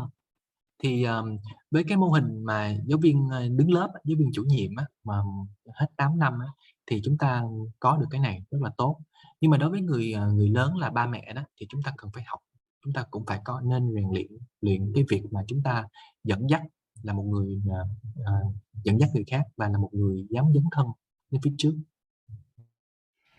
Now, I don't know what it's like in Vietnam as far as parenting is concerned, but I certainly know what it's like in Australia. And one of the problems that face parents these days is the fact that they ask their children all the time, what do you want? What do you want for breakfast? Do you want this sandwich? Do you want that sandwich? Do you think, oh, why don't we go to the beach today? Do you want to go to the beach? Always these questions are asked of the children instead of the parent being a leader, and a benign leader, a leader that's not just uncontrolled and bossy, but somebody who recognises what is best, what is worthy, and then sets the path for the children to follow. Thì tôi không biết rằng là cái tình hình ở Việt Nam như thế nào đối với cái việc làm cha mẹ. Nhưng mà ở Úc thì có một cái vấn đề mà thường trực và các cha mẹ đang gặp phải, đó chính là họ đặt câu hỏi quá nhiều. Họ hỏi con rằng là bây giờ sáng nay con muốn ăn gì, con muốn làm gì, con muốn ăn sandwich hay là con muốn ăn ốp la, hay là bây giờ ngày hôm nay chắc là mình đi biển đi ha, con muốn đi biển hay không?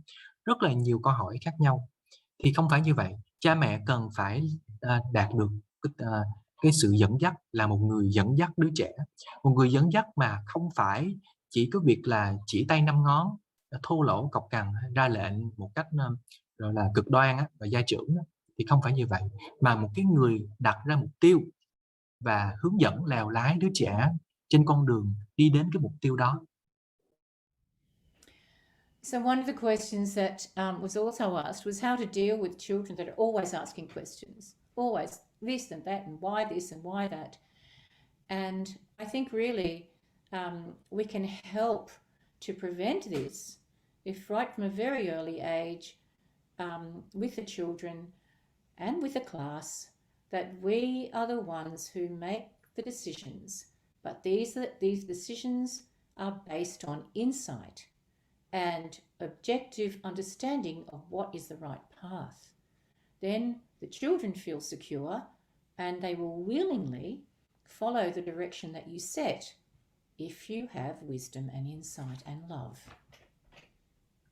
Thì có một câu hỏi rằng là trẻ của tôi hỏi quá nhiều, lúc nào cũng đặt câu hỏi cho tôi hết. Thì tôi nghĩ là cái việc này có thể ngăn chặn được bằng cách là từ lúc còn nhỏ đó, tức là khi ở nhà hoặc là giáo viên đứng lớp đi, thì chúng ta vạch sẵn mục tiêu cho trẻ, chúng ta đặt ra mục tiêu. Thì cái mục tiêu này đó là nó phải đến từ cái sự sâu sắc, cái sự suy nghĩ một cách khách quan và thấu đáo ở trong người chúng ta.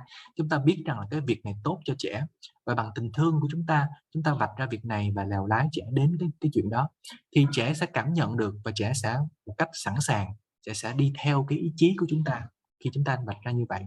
Và để làm được chuyện đó thì chúng ta phải có cái sự sáng suốt ở bên trong và rất là nhiều tình thương.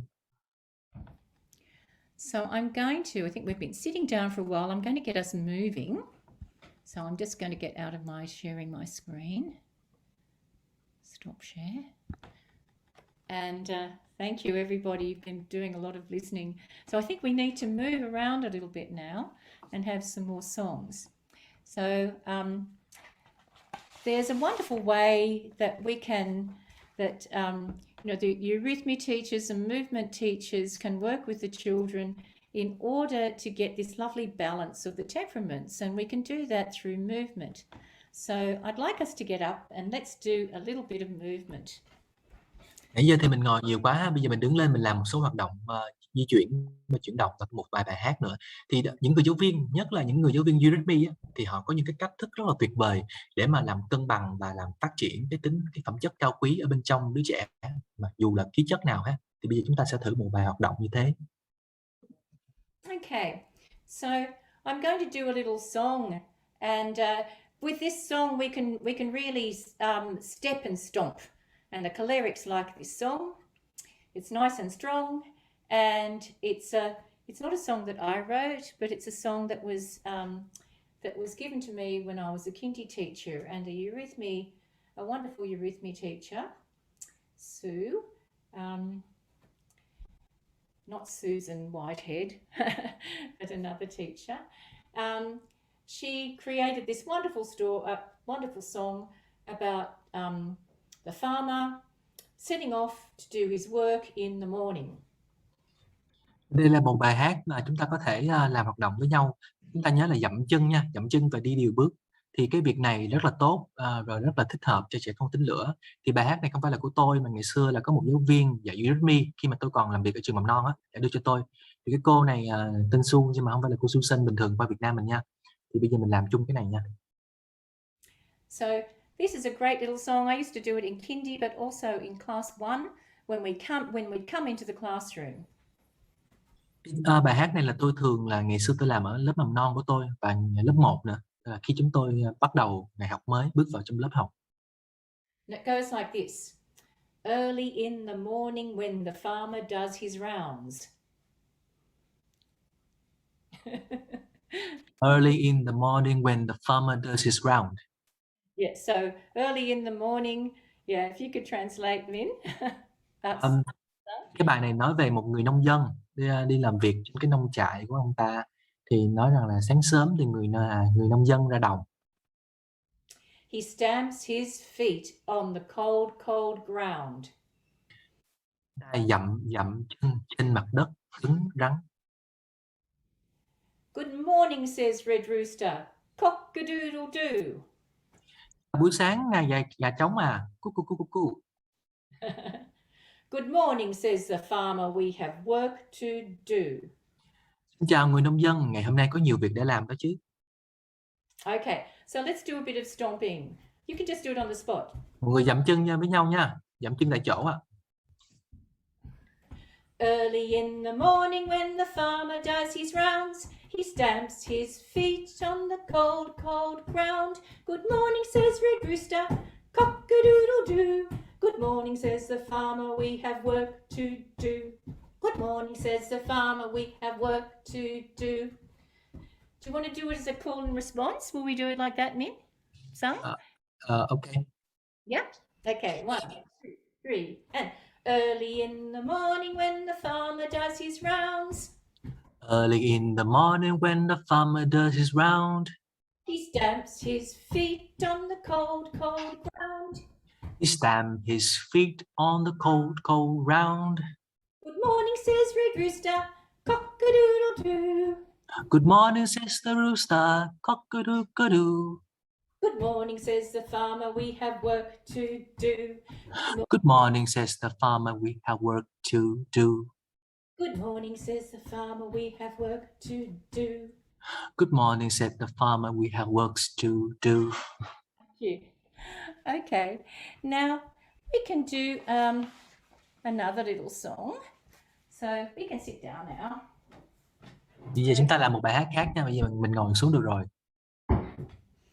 And I'll just share my screen with you again with some images. Bây giờ tôi sẽ chia sẻ cái màn hình một vài hình ảnh nè. Let me see, hang on. Share screen.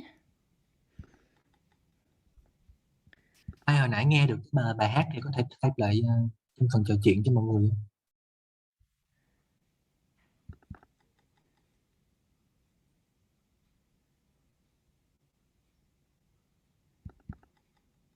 No, that's the wrong one. No, not that one, sorry.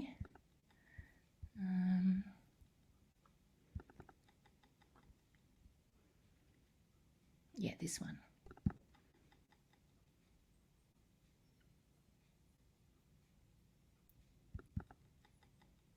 Yes, okay.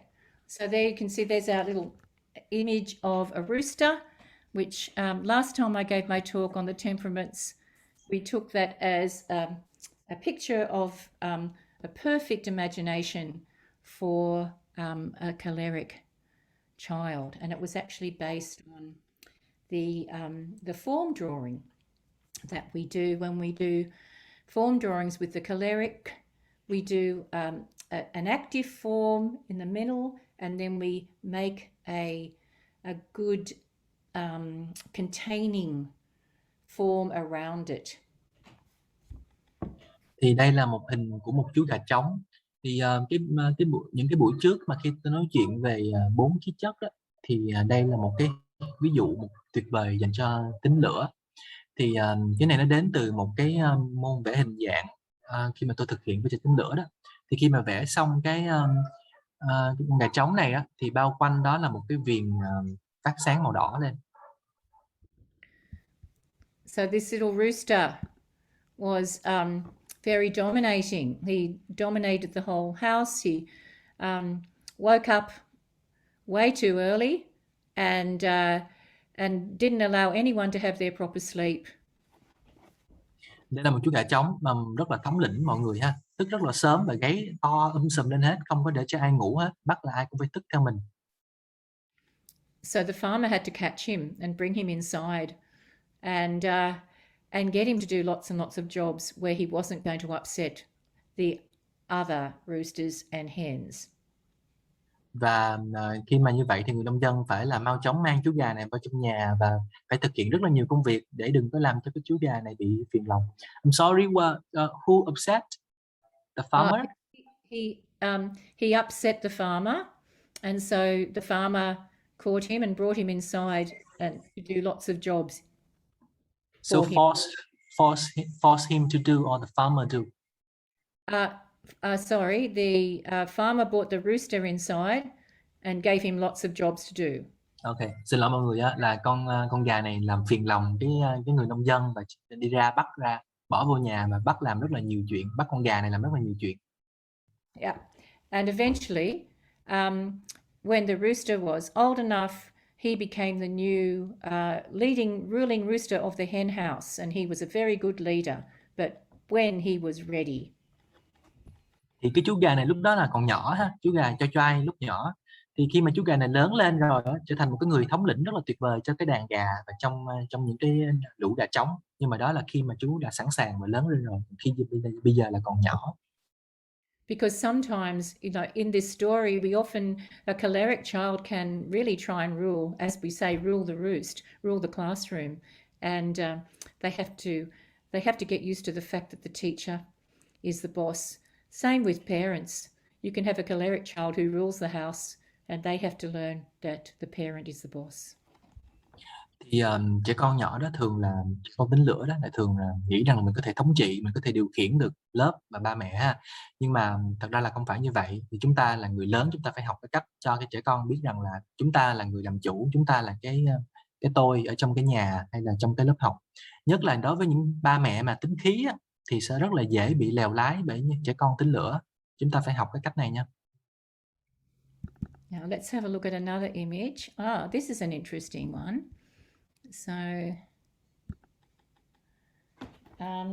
so I just chose this. I had this image that I had done as a story, as a fable, and it was about this very sad cobra who had been picked on by the peacock. And the peacock had put the cobra down because the cobra was very inward and liked to hide away and was not as beautiful and flamboyant as the peacock. Thì cái câu chuyện này là về một cái chú hổ mang, và cái chú này đang rất là buồn bã bởi vì là có một nó đến từ một cái chuyện ngụ ngôn nha mọi người. Thì có một con công rất là đẹp, cái đuôi rất là đẹp, và dạng như là nói những cái lời làm buồn phiền bạn chú hổ mang này, bởi vì là cái chú hổ mang này lúc nào cũng thui lủi á, tức là không có tiếp xúc với ai, cũng rất là giấu giếm mình. Và chú công này nói rằng là bạn không có đẹp bằng tôi lúc nào cũng được vinh dự xuất hiện trước mọi người và có một cái bộ lông đuôi rất là đẹp, còn bạn thì xấu xí và chỉ biết trốn chui trốn nhủi ở dưới cỏ thôi. But as you can see from this picture, the cobra had a secret. The cobra had the possibility, the ability to transform himself, to shed his old skin and become new and strong and beautiful. Nhưng mà các bạn có thể nhìn ở đây nè, đây là cái hình ảnh mà chú hổ mang này đang lột da trắng của mình. Tức là cái chú hổ mang này có một cái bí mật, một cái sức mạnh có thể lột bỏ cái lớp vỏ ngoài cũ kỹ của mình để trở thành một cái hình ảnh mới, một cái phiên bản mới đẹp đẽ hơn và tỏa sáng hơn của mình.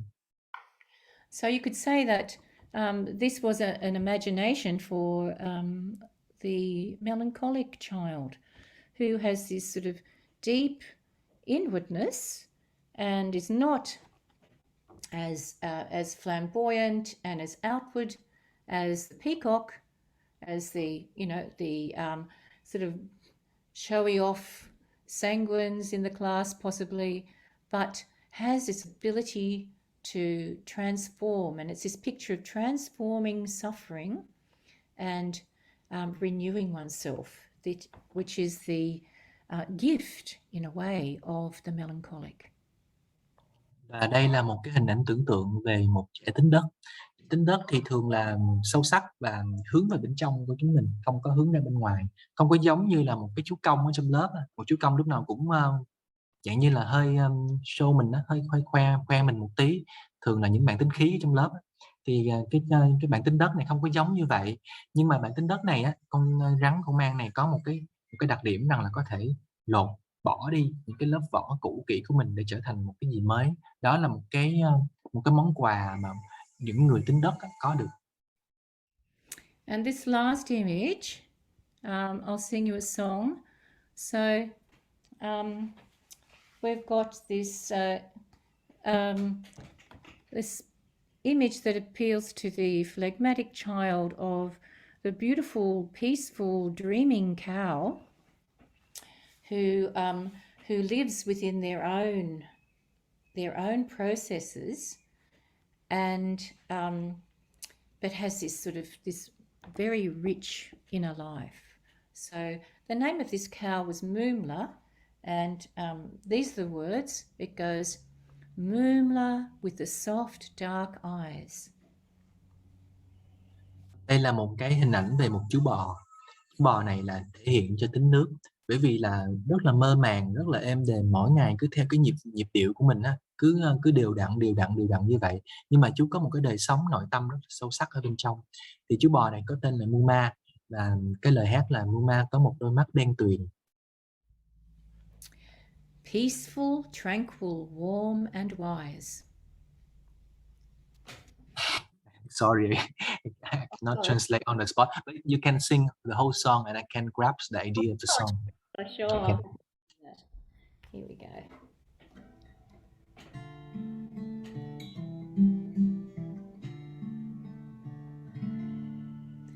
Moomla with the soft dark eyes, peaceful, tranquil, warm and wise, dreaming of the starry skies.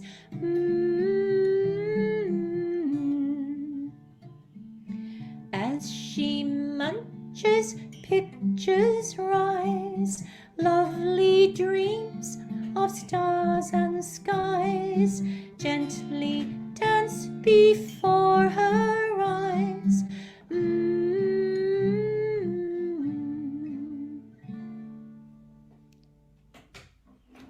Thì bài hát này nói về là một cái chú bò này rất là mơ màng và ngắm nhìn, ngước mắt nhìn lên bầu trời sao sáng, và những ngôi sao chớp mở lặn lên rồi lặn xuống trước mắt nhìn của chú bò điềm tĩnh và mơ màng này. Thank you. And we learnt to play it on recorder like this.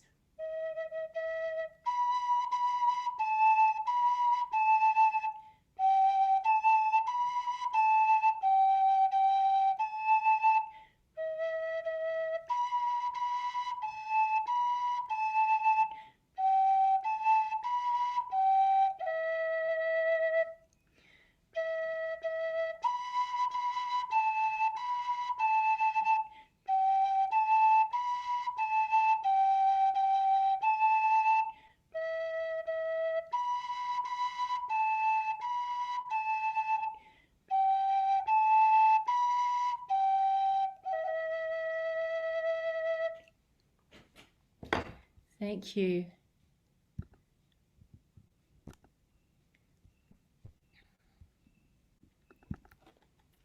Thanks, everyone.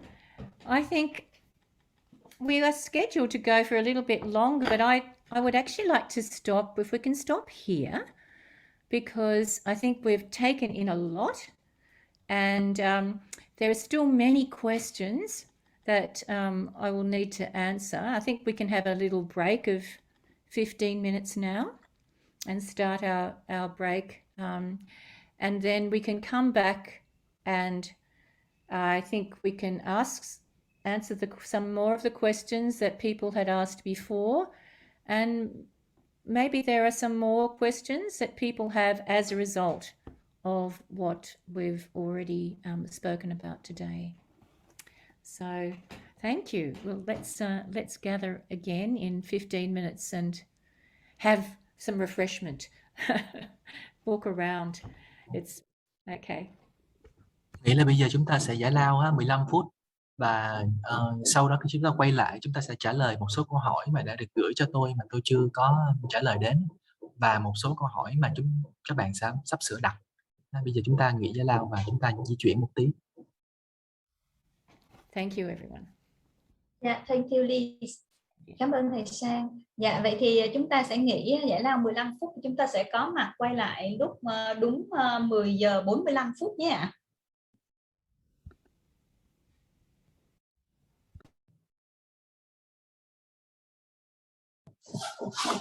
Giờ là ai có câu hỏi thì sẽ chat vào luôn hả? Rồi em nhận được rồi. Cảm ơn ạ. Cảm ơn cô Tú. Mọi người có thêm câu hỏi thì cứ gửi trực tiếp cho cô Tú ở trong ban tổ chức. Cô Tú sẽ gửi tổng hợp và gửi cho thầy Sang. Như vậy thì thầy sẽ dễ dịch hơn. Vì mọi người mà gửi trên cái box chat mà liên tục nó sẽ dễ bị mất câu hỏi ạ.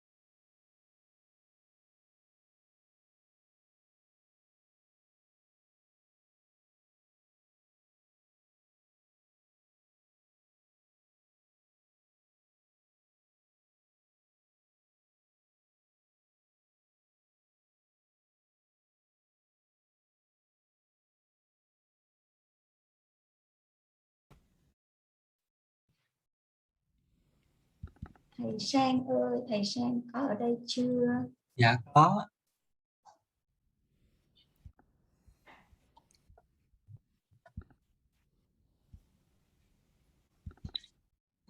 Cô đang share màn hình đúng không ta? Cô.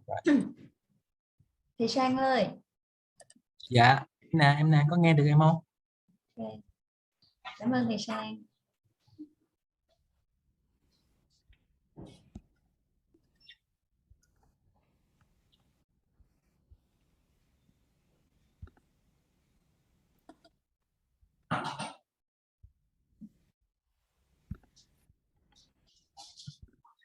Trong cái phần dịch của em á thì nếu như mọi người thấy là nó không đúng hay là nó không hợp Sao lý. không nghe tiếng của em Sang ơi? Ủa, vậy ta nghe chưa? Nghe rồi Alo. thì sao? Nghe Nghe Dạ rồi rồi. thì sao? Rồi. Dạ, thì trong cái quá trình dịch á thì cái từ nào hay là cái câu nào mà không hợp lý hoặc là nó bị sót, bị thiếu thì mọi người cứ nhắn nhá. Rồi nhắn cho tất cả chúng ta hiểu được cái nghĩa tiếng Việt mà nó gần chính xác nhất. Liz, are you there? Yes, I am. Can you see me? Yes. Okay. Okay. Hang on. Let me just bring up my. Yep. There we go. I think we have too many questions. Yes, we have many questions. So, yes, I'm glad we had a little break because there's a lot to take in. We have lots of questions, but I think I answered a lot of them during the course of my talk. So I hope people who asked a lot of questions, I tried to make many of them clear during the course of the talk. And I just wanted to bring up this last image that I wasn't able to work with last time, just so that we can have a little look at it.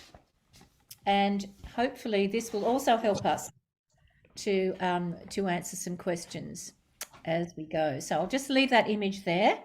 And as I answer the questions, we can refer to this. Yep. Bây giờ hồi nãy là tôi nghĩ là có một số cái câu hỏi là tôi đã trả lời rồi.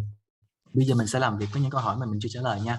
Còn cái hình này á là tôi để lên trên đây để cho chúng ta có cái để tham khảo. Một lát khi mà một cái ý nào đó mà cái hình này có thể giải thích được thì chúng ta quay lại hình này. Bây giờ chúng ta bắt đầu nha.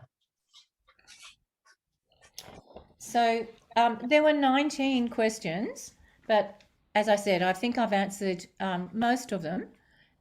But I just identified that there were a few that I had not really dealt with. So I'll attempt to answer some more. So there was one question about, can a child have 4 temperaments, and or can you have more than one temperament? So I think this is an important question because particularly as adults, we often find it hard to really see ourselves as others see us. Một câu hỏi rằng là liệu trẻ con có thể có cả 4 khí chất được hay không? Hay là một người có thể có nhiều hơn một khí chất được hay không? Thì để trả lời câu hỏi này chúng ta cần phải biết rằng là chúng ta khó mà có thể thấy được chính bản thân mình dựa vào chính mình. So to answer the question, can one have more than one temperament? Yes, one can. Particularly, one can have a certain temperament when one is a child, and then with the inbreathing of the astral body and the ego, then one can develop a different temperament. This happens quite frequently. Thì để trả lời cho câu hỏi rằng là một người có thể có nhiều hơn một khí chất được hay không, thì câu trả lời là có như vậy. Thì nó có nhiều cách khác nhau, nhưng mà một trong những cái cách đó chính là khi mà trong cái quá trình chúng ta phát triển những cái thành phần cơ thể của chúng ta hay là những cái khía cạnh khác nhau của con người chúng ta đó, thì chúng ta có thêm một cái khí chất nào đó đến với chúng ta. So if we look at this diagram, which I have, we've got this wheel, and what usually happens if we have a change of temperament, we will only move one place. We will not move two places around. That would be very unusual. Sorry, if we have one. Oh, so we've got this wheel. We can see the screen. Okay, yeah. And if we change our temperament, we would move one place, not two places or three places. There'd only be like a shift to the next one. Đối với cái trường hợp mà thay đổi khí chất á, thì bây giờ các bạn nhìn vào trong hình này, thì nếu như mà khí chất của chúng ta là ở một cái phần nào đó của cái bánh xe này nè, thì khi chúng ta thay đổi đó thì chúng ta có thể đi một hướng thôi. Thông thường chúng ta đi một hướng về bên ngược chiều kim đồng hồ hoặc là cùng chiều kim đồng hồ thôi, khó mà chúng ta có thể đi về hai hướng được lắm. So if we look at the diagram, we can see that in the center where it says child, dominant etheric body is sanguine. And if we look the next one, adult dominant etheric body is phlegmatic. Just take this as an example. Thì ví dụ như bây giờ mình nhìn vào cái màu vàng nha, sanguine là tính khí nè. Thì khi mà còn nhỏ đó, child đó, thì cái cơ thể mà thống lĩnh, cái cơ thể mà trội hơn đó chính là cơ thể sức sống. Còn đối với một người lớn thì cái trường hợp mà cái cơ thể sức sống mà trội hơn thì nó lại là tính nước.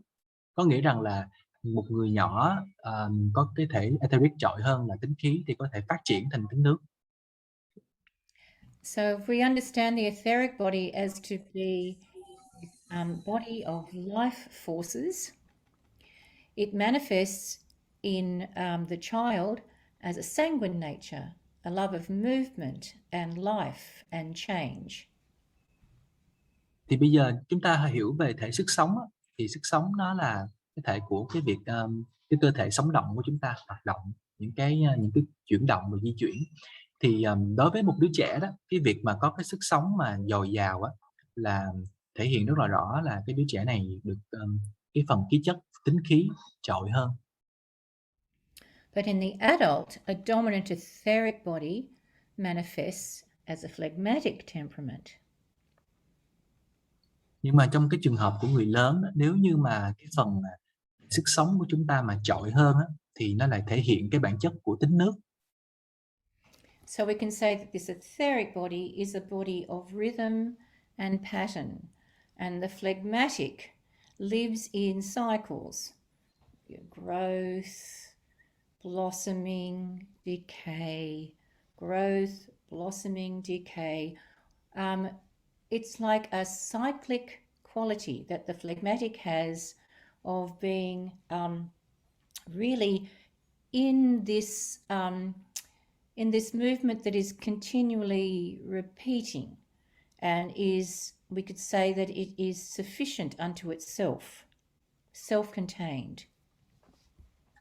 Thì đối với cái thể sức sống thì nó còn là nhịp điệu và sự đều đặn nữa. Đối với một người lớn là tính nước thì nó cứ là luân chuyển giữa những cái quá trình là sinh trưởng ra nè, rồi đơm hoa kết trái, rồi lại lụi tàn. Thì cứ như vậy lặp đi lặp lại như vậy. Thì đó là cái sự đều đặn của tính nước. Và đôi lúc thì họ giống như là họ ở trong cái quá trình đó, họ bị dính vào cái quá trình đó. So what can happen is you can have two possibilities usually, that the temperament that you have as a child remains your temperament as you grow older. So if you were a sanguine child, you remain sanguine, or a sanguine child can transform into more phlegmatic adult. Particularly, they sort of settle in to these forces of growth that are so active when they're a child, then sort of settle down and become a repeated pattern. Nói một cách nào đó thì có hai trường hợp. Nếu như mà trường hợp thứ nhất là cái khí chất ngày nhỏ của các bạn đó, khí chất của một trẻ nhỏ thì sau này phát triển lên thì vẫn giữ nguyên như vậy. Trường hợp thứ hai là khí chất của một người khi còn nhỏ và khi mà phát triển lên thì thay đổi, bởi vì là cái cơ thể mà trội hơn, cái khía cạnh trội hơn của con người đó đã phát triển lên. Trong trường hợp của tính khí á, thì cái ngày nhỏ là cái thể sức sống là trội, tạo nên cái sự năng động, di chuyển liên hồi cho những bài tính khí. Nhưng mà khi mà lớn lên á, thì cái sức sống này nó bền bỉ, nó tạm lắng xuống, nó êm dịu, nó hài hòa hơn và nó trở thành cái nhịp điệu lặp đi lặp lại. Thì cái này nó lại là tính nước. If we look at the melancholic and the choleric, in the child, a melancholic child has a dominant ego, and in a way, they're not at the time of their life where they can fully receive the ego into themselves, so it can be somewhat of a burden to them. Sorry, I missed the last word. Somewhat. Burden, it can be heavy for them, this ego. Đối với tính đất chẳng hạn đi, thì đối với đứa trẻ tính đất đó, thì có một cái tôi rất là nổi trội, cái tôi rất là trội hơn đối với những cái khía cạnh khác của con người. Thì một đứa trẻ mà nhỏ đó mà còn nhỏ mà, cho nên là cái tôi chưa thể vào hết người được, chưa có thể phát triển thành một cái tôi hoàn chỉnh được. Thì cái việc một đứa trẻ nhỏ này mà có một cái tôi đi vào cơ thể nhiều quá như vậy đó, thì đôi lúc có thể trở nên rất là nặng nề và một cái lực trì trệ cho chính cái đứa trẻ đó. And similarly, in the adult is able to fully receive their ego and work with it, and that can inspire them to be this fiery choleric who can really get things done. Mà đối với trường hợp của một người lớn đi, thì khi mà mình là trưởng thành rồi thì chúng ta hoàn toàn có thể có được một cái tôi hoàn toàn phát triển và thu nhận được hết cái phần của cái tôi này. Thì khi này thì chúng ta lại trở nên là rất là quyết liệt và rất là quyết đoán với những cái gì chúng ta đã đặt ra và chúng ta làm. Đó là cái phẩm chất của cái tôi. Thì như vậy thì nó lại thể hiện tính lửa. So you can have a melancholic child who then, you could say the sad melancholic child becomes this, to a certain degree, can become an angry adult. So if they've felt too burdened as a child, then they can carry this sense of injury into their adult life, and it can lead them to having a certain choleric temperament, in that they feel that they have, we say in English, a chip on their shoulder, that the world has been unkind to them, and therefore they're going to get back at the world in a choleric way. Đối với một đứa trẻ tính đất đi, thì ngay còn nhỏ đó các bạn đã cảm thấy cái sự nặng nề và trì trệ rồi. Thì khi mà lớn lên thì rất có thể các bạn này phát triển thành một người tính lửa, thô lỗ và dễ nóng giận. Bởi vì là một cách nào đó chúng ta có thể suy nghĩ về cái quá trình này là khi nhỏ các bạn cảm thấy nặng nề, cảm thấy suy tư trầm ngâm quá, và một phần nào đó các bạn bị tổn thương, và các bạn mang cái tổn thương này khi mà lên đến quá trình trưởng thành đó, thì bởi vì rằng các bạn nghĩ rằng là thế giới này không có tốt đẹp với tôi, thế giới này đối xử tồi tệ với tôi và tôi phải phản lại, tôi phải có một cái lực phản kháng lại. Thì cái phản kháng này là một phần nào đó nó là tính lửa. Similarly, it's possible that we can have, it seems like we have we can have two temperaments. That happens sometimes. Rudolf Steiner gives the indication that Napoleon was both melancholic and choleric. He had those two qualities together. Usually we have a predominance, though. We tend to have what is a dominant tendency. So we have all got an ego. We have all an astral body. We all have a physical body. We all have an etheric body. We have all of these, but it's what predominates. It's where we're most active. So it is possible to be a little bit phlegmatic and deeply melancholic, for instance. We can have mixtures but usually only two. Yeah. Thì một người có thể có hai cái khí chất khác nhau. Ví dụ như là Rudolf Steiner đã từng nói rằng Napoleon của Pháp là có hai khí chất, là một là tính lửa, hai là tính đất, có cả hai cái trong người của ông luôn. Thì một người có thể có nhiều khí chất hơn là con số 1, bởi vì là trong cơ thể con người của chúng ta, trong cái khía cạnh con người chúng ta có đầy đủ 4 phần. Cái phần của cái tôi nè, cái phần của thể tình cảm nè, cái phần của thể sức sống nè, và cái phần thể vật chất này. Mình có hết cả 4 cái. Nhưng mà cái câu hỏi đặt ra rằng là cái phần nào của chúng ta là nó trội hơn, nó trội hơn những cái phần khác, thì cái phần đó chính là cái khí chất mà trội hơn. Một người có thể có nhiều khí chất, nhưng mà lúc nào cũng sẽ có một khí chất trội hơn. Ví dụ như là chúng ta có thể là có một ít tính nước, nhưng mà cả con người chúng ta thì là đầy tính đất hết. Thông thường là chúng ta có thể có nhiều cái khí chất khác nhau.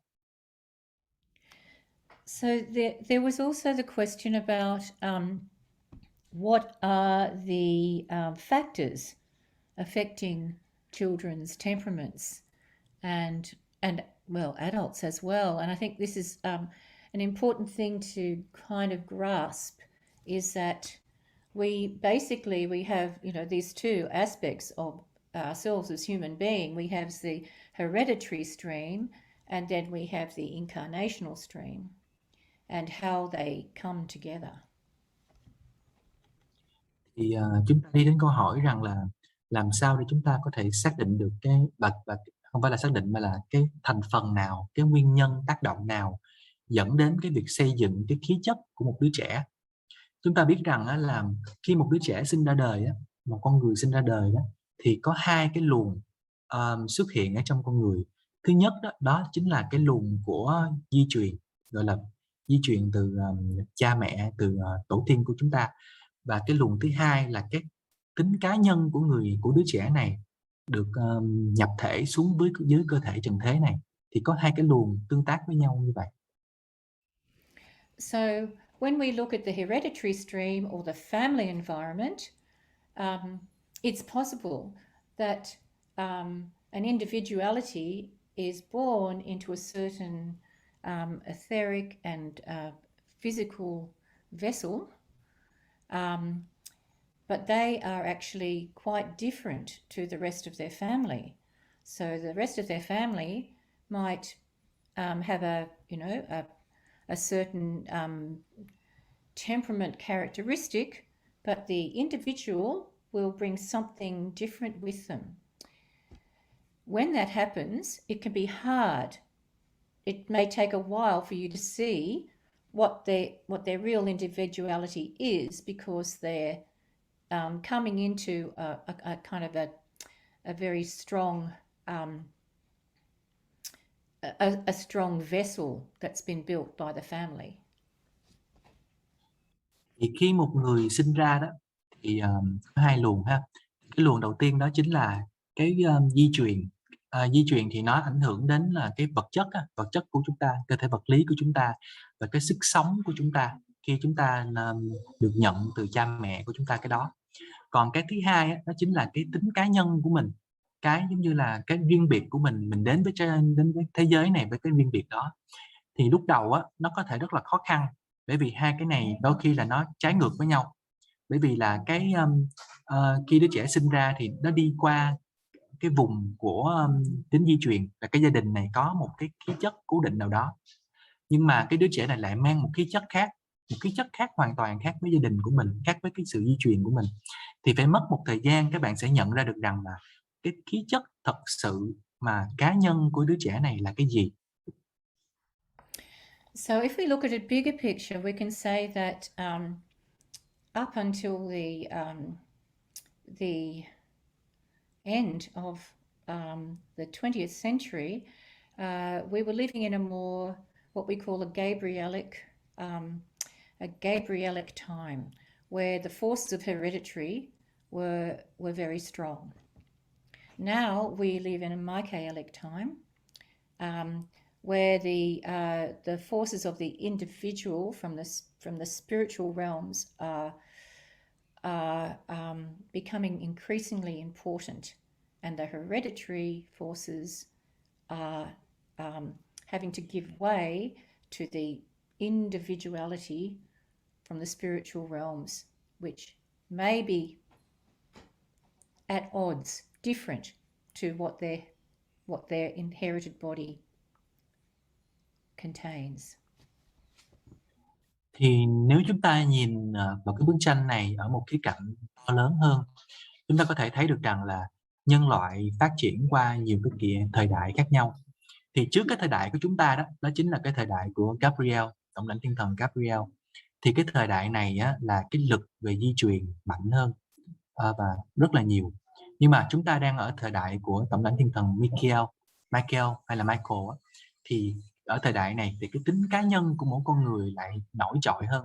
Thì trong cái quá trình chuyển tiếp của hai thời đại của nhân loại đó, thì cái lực di truyền vốn dĩ là đang là mạnh đó, thì phải nhường bước và lùi lại, chừa chỗ cho cái tính cá nhân bắt đầu mạnh hơn và trỗi dậy ở trong từng cá nhân con người trong cái thời đại mới. I'm sorry, but then which century? I misheard that. So this was the 19th century. Okay. Was more under Gabrielic influence up to the end of the 19th century. Thì cái kỷ nguyên chuyển tiếp là khoảng cuối thế kỷ thứ 19. Tức là cuối thế kỷ thứ 19 thì chúng ta vẫn ở trong cái thời đại của Gabriel, và hết cái đó thì chúng ta chuyển qua thời đại của Michael. Thank you. So we can say when we say what are the factors of how do we try and identify what the predominant temperament is in a child, we have to let go of a lot of the characteristics that they might have adopted just because of they were born to a certain ethnicity or a certain family type, and who they are within themselves can be different, but we can't find out initially. We have to let them grow and we have to observe, and then we can go, okay, this family might all have a quite phlegmatic approach, but this child, no, they're different. They have got a choleric approach. Chúng ta xét về những cái tác nhân mà hình thành về khí chất của một đứa trẻ đó, chúng ta có thể nhìn như thế này, là một đứa trẻ khi mà đến với cuộc đời này á, thì sẽ rất có thể là chúng ta phải bỏ qua những cái phẩm chất, những cái biểu hiện về mặt biểu hiện mà đứa trẻ này được nhận và được học hỏi từ cái môi trường xung quanh, nhất là gia đình của mình. Thì cái khí chất riêng của đứa trẻ nó sẽ chưa có thể nhìn thấy được ngay từ thời điểm lúc đầu, và chúng ta phải đợi đến đứa trẻ phát triển lên, lớn lên dần dần rồi chúng ta mới có thể thấy được đằng sau cái vỏ bọc của khí chất mà gia đình hay là cái văn hóa lúc đó chúng ta sẽ thấy được là thật sự là cái đứa trẻ này là ai và cái khí chất thật sự của trẻ này là cái gì. Ví dụ như là rất có thể là gia đình này rất là có tính nước, khá là tính nước, nhưng mà cái đứa trẻ này thì lại có một khía cạnh của tính lửa. Okay, so this is obviously very, very complex, but the fact is that we do live in very interesting times now, and I've just noticed as a teacher in Australia, we have a lot of different children, international parents, and it can be quite tricky to actually, work with and understand what the temperament of a child is, because we're seeing so many different types of characteristic that belong to the race and background of someone. Thì bởi vì chúng ta sống ở một cái thời điểm mà rất là thú vị của nhân loại. Ví dụ như ở Úc đi, ở Úc thì có một số giáo viên rất là khó khăn, bởi vì là có một số rất là nhiều những cái bạn gọi là du học sinh hay là những người mà nhập cư đến với đất nước và học. Thì khi mà con của họ vào trường thì những người giáo viên này khó khăn trong cái việc rằng là phải vượt qua được cái vỏ bọc bên ngoài của cái khí chất của riêng cái chủng tộc đó, hoặc là có nhiều kiểu gia đình khác nhau, họ đến từ những cái nền văn hóa khác nhau, những cái chủng tộc khác nhau, những cái đất nước khác nhau. thì họ phải làm, những người giáo viên á, phải làm quen cái việc là nhìn thấy được là cái đó chính là cái kiểu khí chất của cái chủng tộc đó, của cái văn hóa đó. Yes, and I'd like to mention that yes, there was a question about what factors affect the children's temperaments, and obviously their their biography, the things that happen in their life, can definitely influence and cover up what their real temperament is. I can give an example of this. Would you like to say, translate, and I'll continue, Min?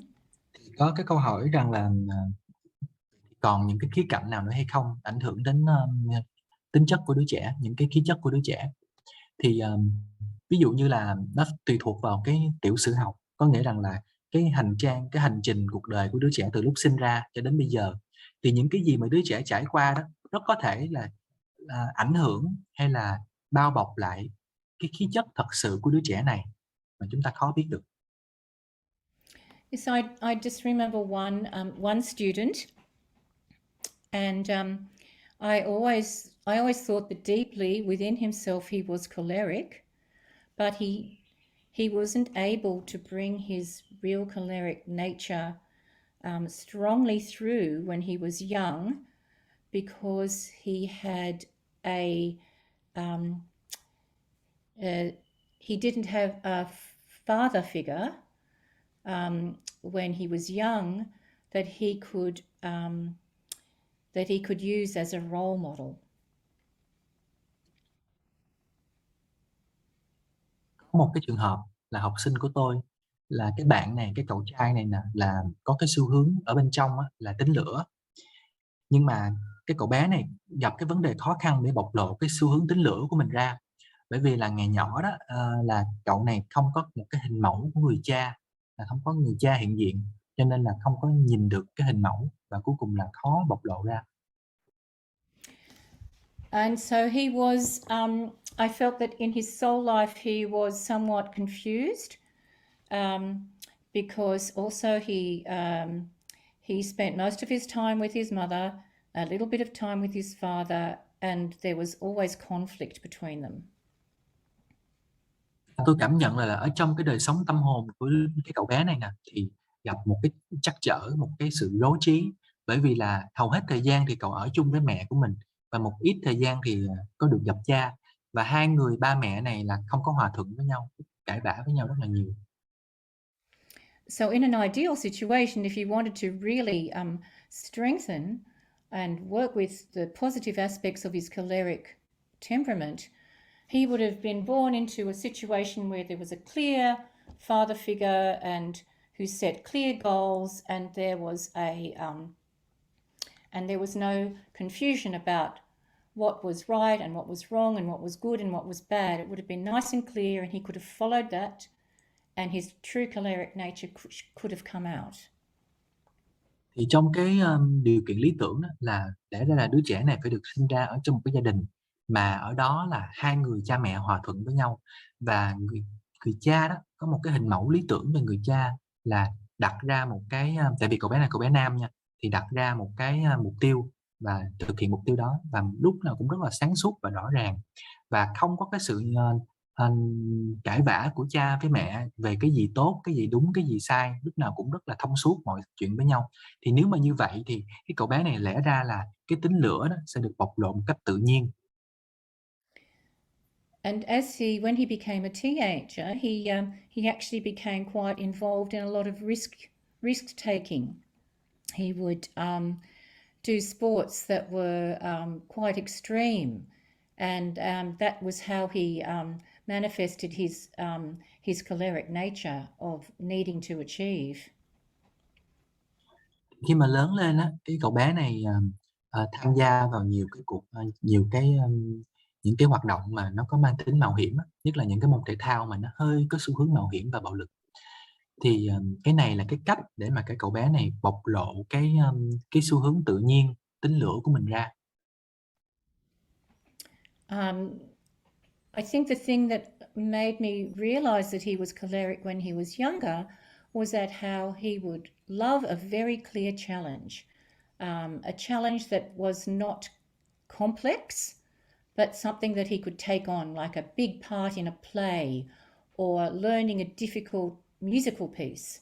He liked this because it was very definite, but there are a lot of other things that he couldn't engage his will with because of the dynamics of his family life. Nghĩ rằng là cái giây phút mà tôi nhận ra rằng là cái đứa trẻ này là tín lửa đó, là bởi vì là cái cậu bé này rất là thích thực hiện những cái thử thách, thực hiện những cái yêu cầu mà có một cái sự hoạch định rõ ràng. Ví dụ như là nó không nhất thiết là nó phải là phức tạp nha, nhưng mà ví dụ như là học thổi được cái bản nhạc này, hay là làm được cái gì đó mà nó rất là rõ ràng. Và cậu bé này không có hứng thú lắm đối với những cái trò chơi hay đối với những cái hoạt động mà nó hơi mềm mỏng và nó hơi linh hoạt á, không. Thì nhưng mà nó chỉ là một phần thôi, phần lớn là cậu bị áp đảo bởi cái xu hướng di truyền của gia đình của mình. Yes, so you could definitely say that an irregular home life does not help any child to really become who they truly are, because they're having to meet different expectations as they move from one household to another, and this can be quite a problem for them. Yeah. Thì các bạn có thể nói được rằng, các bạn có thể đúc kết được rằng là một cái gia đình, một cái đời sống gia đình mà không có bình thường, tức là không có được lành lặn thì rất là khó cho một đứa trẻ nào đó để bộc lộ khí chất thật sự của mình. Bởi vì cái bạn này là phải đứng ở giữa hai luồng tư tưởng khác nhau. Khi mà gặp cha của mình hay là gặp mẹ với mình, là các bạn này bị rối trí giữa hai cái luồng tư tưởng này. And it's obviously in situations like this, the role of the teacher and the work of the school is very important to bring harmony into these children's lives. Và tất nhiên là trong cái quá trình, trong cái trường hợp này thì cái vai trò của người giáo viên và cái công việc làm của nhà trường là rất là quan trọng để mà mang cái sự hòa hợp đến với cái trường hợp đặc biệt này. Okay, so I'd like to now go on to this a question that was about keys to identifying temperaments. So far we've looked at behavior, but we haven't looked at other aspects. So I'd like to do that now. Một câu hỏi rằng là những đặc điểm để nhận ra tính chất. Thì nãy giờ là chúng ta nói về hành vi khá nhiều hành vi, nhưng mà chúng ta không có nói về những khía cạnh khác. Thì bây giờ tôi sẽ nói về câu hỏi này. So once again, if we look at the wheel and we look at each of the temperaments in turn, we can say that the sanguine child has this a light body, and the sanguine adult too.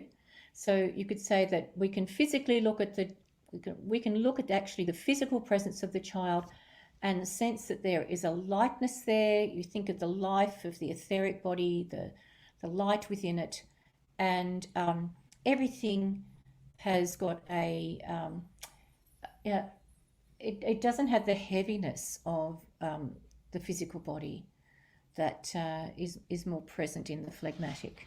So you could say a sanguine child is lighter and finer. So even before you look at their behavior, you can watch how they move, and the feeling of their body, the form of their body, that will already give you a clue as to the temperament. Chúng ta nhìn vào cái bảng này, chúng ta có thể thấy rằng là trẻ con tính khí và cả người lớn tính khí nữa. Cái cơ thể vật lý nó mang một cái màu sắc nhẹ nhàng, không phải là màu sắc mọi người, nó mang cái cảm giác nhẹ nhàng khi chúng ta nhìn vào.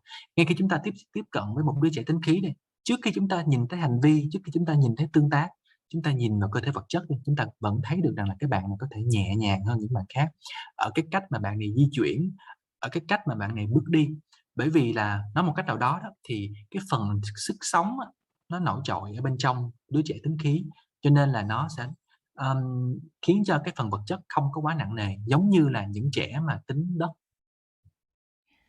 And if we look at the phlegmatic child, who has a dominant physical body, then the phlegmatic child will be well-rounded, and they have a tendency to have more layers of blubber, if you want to put it that way. Of course, there's this aspect of the physical body, which is also the warmth body. And so they tend to kind of be more rounded, more chubby. And if you can feel that they've got this sort of like a watery layer that's around them, that kind of puts them in their comfort zone and makes them less, how shall I say, exposed in their senses to the outer world. Thì cái tính khí thì sẽ nhẹ nhàng và thon gọn hơn, thông thường là như vậy ở về mặt vật chất. Còn bây giờ chúng ta nhìn vào trẻ tính nước đi, thì đối với tính nước một đứa trẻ đó thì cái phần cơ thể vật chất là cái cơ thể mà nó thống trị, nó trội hơn. Thì khi chúng ta nhìn vào trẻ tính nước, chúng ta sẽ cảm thấy là bạn này có vẻ là có xu hướng là tròn hơn, tròn trịa hơn, rồi mũm mĩm hơn, rồi cái cử động thì nó cũng không có nhanh nhạy bằng, và giống như cô nói rằng là giống như là có một cái lớp màng nước, có một cái lớp nước bao bọc xung quanh bạn này, khiến cho bạn này rất là thoải mái với chính bản thân của mình và không có quá lưu ý đến những cái kích thích từ bên ngoài, những cái môi trường bên ngoài. And you could say the movements of a phlegmatic child are not as light. They can be more heavy. The child is more inclined to sit and rest than be restless and moving around. Đối với cái sự di chuyển đi, thì đối với trẻ tính khí thì vui, cười, chạy nhảy ha. Còn đối với trẻ tính nước thì không có nhẹ nhàng như vậy, mà hơi nặng nề hơn, và thông thường là thích ngồi, thích nằm, thích nghỉ ngơi, chứ không có thích di chuyển. I can just give an example of, I had one lovely boy who was very, very phlegmatic in my class, and we went off to an island in the Barrier Reef in Australia, and on that island we could not have a normal bath. We had to wash in the sea with soap, and he just couldn't cope with that. It was just too strange. Thì có một cái kỷ niệm là đối với một đứa trẻ, một cái cậu bé nam của tôi trong lớp là rất là nước, rất là nước. Thì có một lần là lớp đi du lịch đến một cái hòn đảo khá hoang vu ở một cái rặng ở bên Úc á. Thì trên đó là không có nhà tắm, cho nên là phải tắm ở dưới gần mé biển á, mà phải tắm giống như lộ thiên đó, là phải có che lá này thôi, mà phải tắm bằng xà phòng ở đó. Thì cái cậu bé này không tắm được, không có cách nào mà có thể mà nuốt được cái thông tin là mình phải tắm ở một cái nơi lộ thiên như vậy. So what happened? He was 12 years old. We were just assuming that he was washing in the sea. But one evening we were sitting in our chairs, and one of the kids said, "Hey Tim, what's that green stuff on your face?" Và tất cả chúng tôi đều đinh ninh rằng là cái cậu bé này là 12 tuổi, cho nên biết tự tắm rửa rồi sẽ xuống biển là tự tắm thôi. Nhưng mà đến một lúc chúng tôi đang ngồi ở trên bờ biển đang thư giãn, cái có một bé bạn nói rằng là Tim ơi, cái gì mà dính mà xanh xanh ở trên mặt của cậu vậy? So what had happened, he hadn't been washing, and he'd started to grow mold on his face.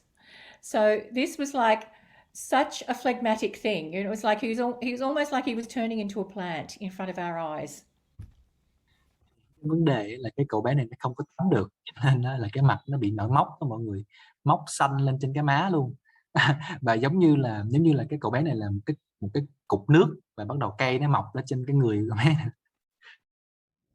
So so it was just such an example for me that we can have very very strong tendencies. Different children will really embody a temperament, and others only slightly.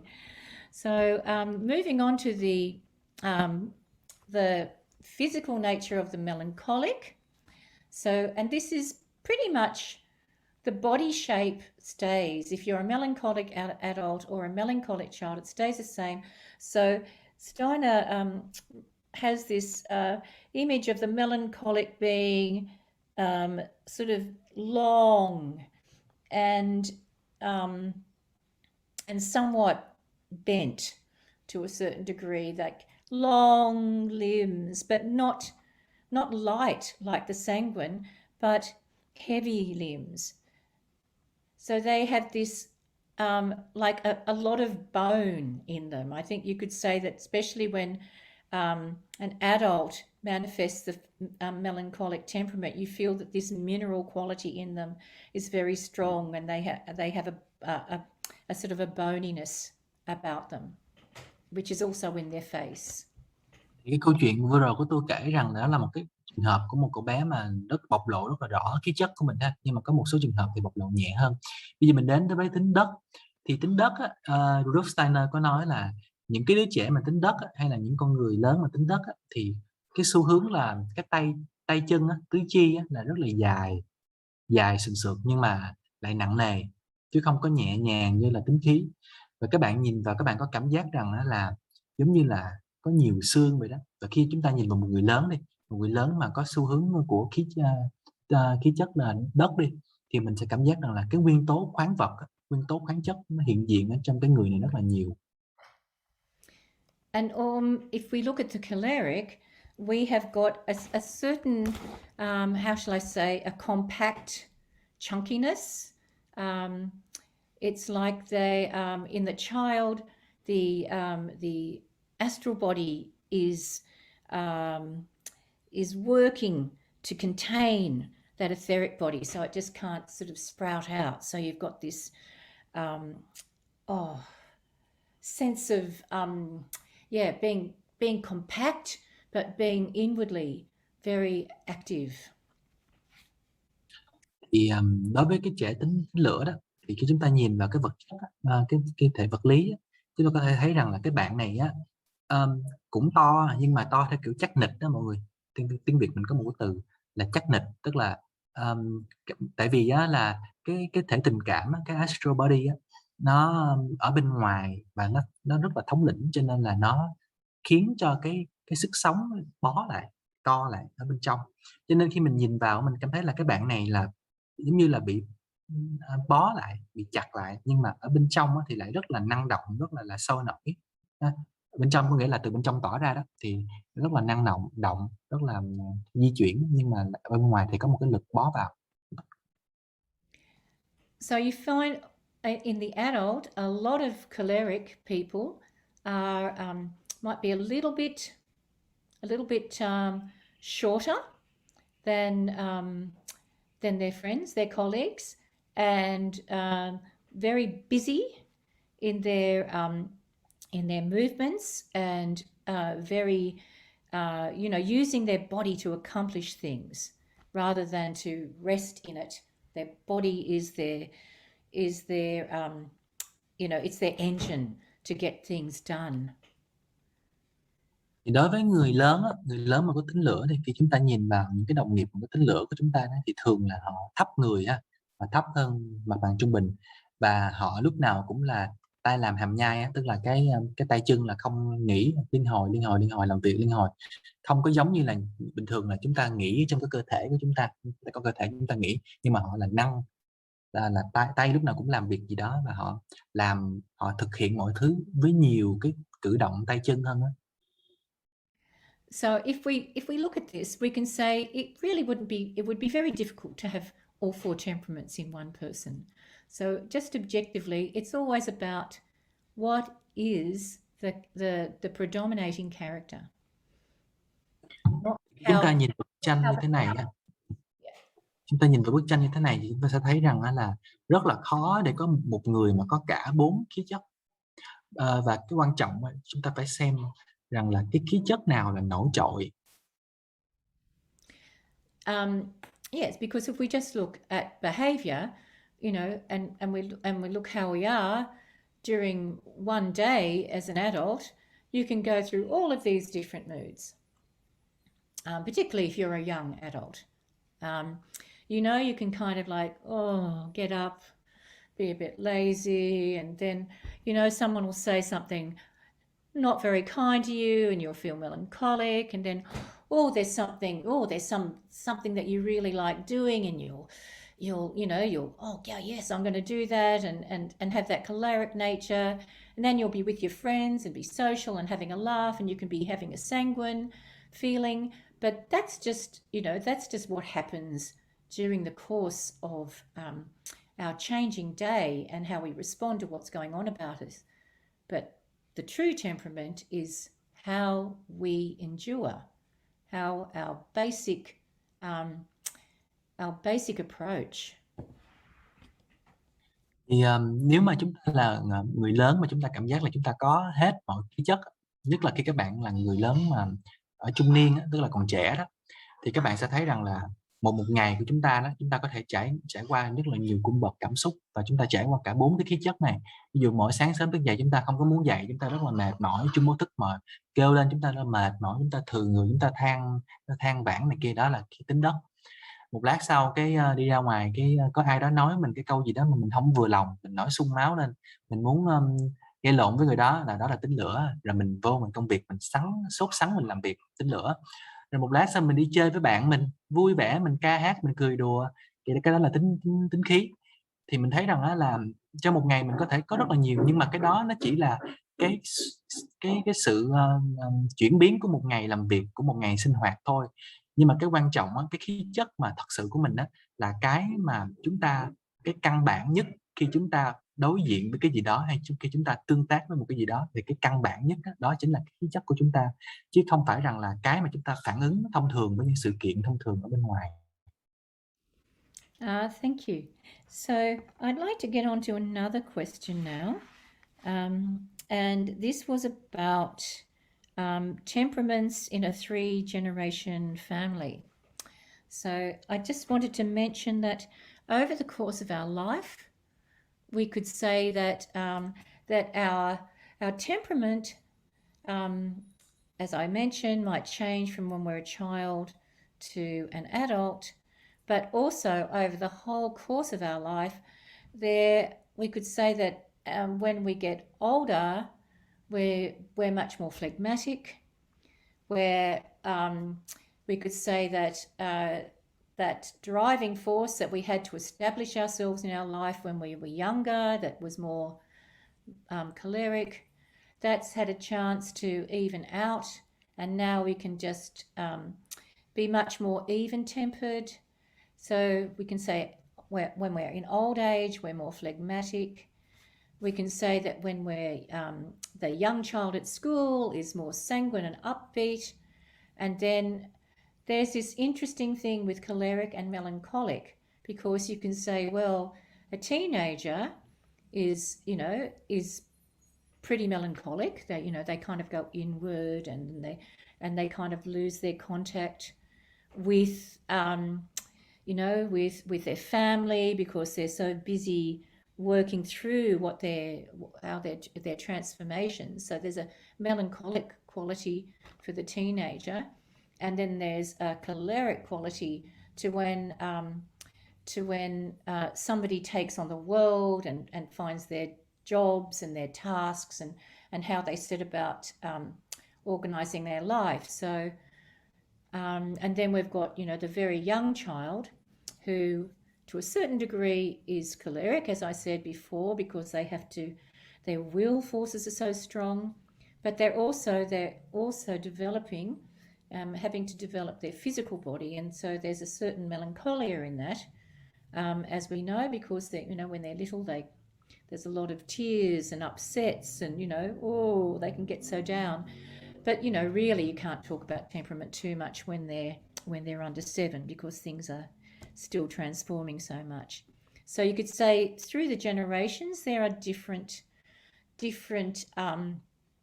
sorry Min, sorry Sang, I'm talking too much. So there's different phases which are more like a temperament, but they're not really our temperament.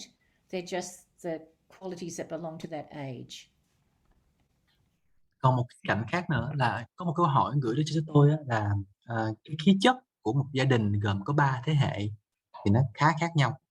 Thì cái cách tiếp cận cái vấn đề này rằng là một người có cái khí chất bẩm sinh của mình, có một khí chất mà nổi trội của mình, nhưng mà trong cuộc đời của họ tùy vào cái độ tuổi, tùy vào cái giai đoạn cuộc đời mà họ có thể ngã vào một khí chất nào nhiều hơn. Ví dụ tôi có thể nói rằng là khi mà càng về già đó thì chúng ta càng có tính nước nhiều hơn. Còn khi chúng ta trẻ hơn thì chúng ta có tính lửa nhiều hơn. Chúng ta còn trẻ, chúng ta còn phấn đấu, chúng ta còn làm việc làm, chúng ta có đam mê, chúng ta phải có mục tiêu này kia thì nó là tính lửa. Nhưng mà đối với một đứa trẻ mà còn nhỏ đó thì vui chơi, hoạt bát, năng động thì lại là tính nước. Còn lớn hơn một tí nữa thì vào độ tuổi teen thì tuổi teen thì lại là tính đất, bởi vì là rất là thu mình, rất là ngắt kết nối với tất cả mọi người xung quanh, bởi vì trẻ em lúc đó là đang là bận để vượt qua được cái sự chuyển hóa bên trong của mình. Rồi khi chúng ta lại nói lại cái đứa trẻ mà rất là nhỏ đi chăng nào, ví dụ như là tôi đã nói rồi đó, là đứa trẻ còn rất là nhỏ thì có cái xu hướng là đòi hỏi là có phải được cho ăn, cho tắm rửa, cho này kia, thì nó lại là tính lửa. Nhưng mà lại trải qua rất là nhiều cái quá trình khi mà trẻ con phát triển cái cơ thể vật chất của mình khi còn nhỏ đó thì lại là tính đất, bởi vì là có khóc, rồi có buồn phiền, rồi có mặc cảm, có rất là nhiều thứ khác nhau. Cho nên chúng ta có thể nói rằng là trong cuộc đời của chúng ta đó, chúng ta trải qua rất là nhiều giai đoạn khác nhau, và mỗi một giai đoạn này thì nó sẽ khiến cho khí chất của chúng ta thay đổi.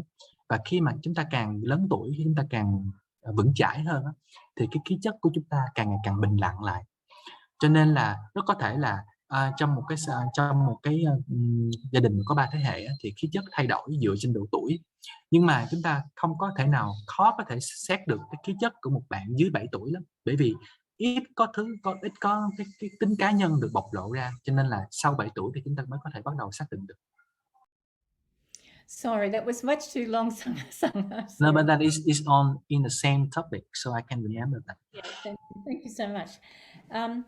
Yeah, so I think, if you're 3 generations living together, I think the ideal is that, and I think most people live like this, that there is the parents are in that more choleric aspect of their life where they have to make decisions and make worldly choices. And then, there's grandmother and grandfather who are much more even-tempered and have more time and are less pressured. So they give their gifts, and then you've got the children, the little bossy busy ones, or the life-filled children in the middle of their years where they're giving light and happiness to everyone. So it's quite a beautiful thing when 3 generations can come together harmoniously. Thì cái câu hỏi là có 3 thế hệ đó, thì mình có thể thấy rằng là cha mẹ thì phải đang đương đầu với cuộc sống, phải có công việc làm, phải ra quyết định, thì có thể là tính lửa nhiều hơn. Rồi ông bà thì rảnh rỗi, không có làm việc nhiều nữa. Khi mà lớn tuổi thì cái tính thì nó cũng bình lặng lại, cho nên là có nhiều thời gian hơn chăm sóc con cái, chăm sóc mọi người nhiều hơn, hòa thuận với mọi người nhiều hơn, thì nó là tính nước. Còn cái đứa trẻ thì có nhiều loại, có nhiều kiểu trẻ em á. Có những đứa trẻ thì vui vẻ, tươi tắn, thích hoạt bát, nói chuyện. Cũng có một số đứa thì hơi cứng một tí, hơi cọc cằn một tí, hơi đòi hỏi một tí. Thì rất là nhiều, các bạn có thể thấy là một bức tranh rất là đẹp, rằng là mỗi một người ở một thế hệ khác nhau, có một cái khí chất khác nhau và có thể hài hòa lẫn nhau. Cho nên là một cái điều rất là tuyệt vời nếu như một gia đình 3 thế hệ có thể sống chung với nhau và tương tác với nhau. Thank you. Now, the next question that somebody asked was in relation to discipline with high school students. So how do we go? This, I'm sorry, but then we can with that list, the list of questions that I sent to you already, right? So we have more questions that people just ask. Okay. So we keep with the list that already translate, or Oh, okay. Well, I'll just very quickly. There's two small questions that I can answer quickly, and then I'll take on some new questions. Yeah. So one was just, I think we can all work, we can answer this very easily. Does knowledge help of the temperaments help if we are not in a Steiner school? And I would say absolutely, because this is knowledge about who we are as people, and this gives us a clue to being accepting and understanding of other people's ways of being. So absolutely, very important. I wish everyone in the world was working with the temperaments, no matter where they were. Hỏi đầu tiên là hỏi rằng là liệu cái kiến thức về 4 khí chất này có giúp ích được gì hay không nếu như con tôi không học trong trường quốc. Mở mic lại thầy Sang ơi. Đây là một cái công cụ. Hỏi rằng là liệu cái kiến thức này có giúp ích hay không nếu mà con tôi không học trong trường quốc đó. Thì có, bởi vì rằng là đây là một công cụ thấu hiểu, người lớn có thể thấu hiểu chính mình, và đồng thời là đây là một cái góc nhìn để chúng ta có thể dễ dàng chấp nhận và thấu hiểu người khác nữa. Cho nên tôi nói rằng là tôi ước rằng là tất cả mọi người đều có cái kiến thức này. Thank you. And just quickly, there was another question about how to bring discipline in high school, and my reply that it's very important that the children learn consequences, that we don't protect them from consequences of their actions. Và có một câu hỏi rằng là làm sao để có kỷ luật nhiều hơn ở trong trường hay trong lớp hoặc là gia đình của mình. Thì cái đầu tiên quan trọng là chúng ta phải cho đứa trẻ học về cái gọi là cái hậu quả, tức là cái việc diễn tiếp theo của cái hành vi của con, và chúng ta không có bảo bọc con đứng trước cái hậu quả của hành vi của con. So if we look at the young child under 7 learns through imitation. The child between 7 and 14 learns through loving authority. And then the child from 14 to 21 is learning through individual judgment. In order to make individual judgments, they have to have experiences, consequences of experience that enable them to make judgments. Thì cái câu hỏi vừa rồi là dành cho trẻ em trung học nha mọi người. Thì cô nói rằng là trẻ con mà từ 0 tới 7 tuổi mầm non thì học qua sự bắt chước, 7 đến 14 tuổi tiểu học thì học qua quy quyền yêu thương của người giáo viên, còn sau đó thì học qua cái sự phán xét của cá nhân, tức là tự cá nhân nhận thức.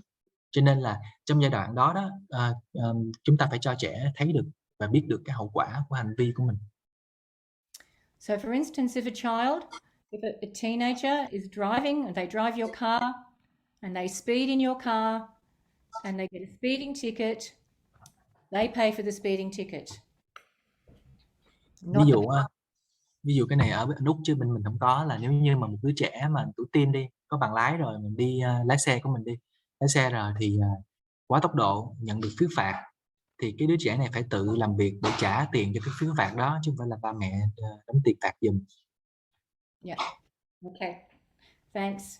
That's all. I think I did all those questions. Now, I'm interested to find out what other questions there are. Yeah, there's 21. What, 21 more? Yeah. So you want me to read one by one? Well, Sang, how about you look through them and choose a question that hasn't been looked at at all. That's Okay. Cái này thì ban tổ chức giúp mình nha mọi người. Ban tổ chức xem qua những câu hỏi xem là có cái câu nào có thể gom lại được hay không. Và câu nào mà cần thiết, cấp bách, quan trọng mà nãy giờ chưa trả lời. Tại vì hình như còn có 15 phút thôi.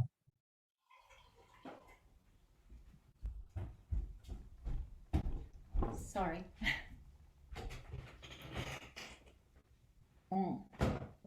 Okay, so up to you, Sang.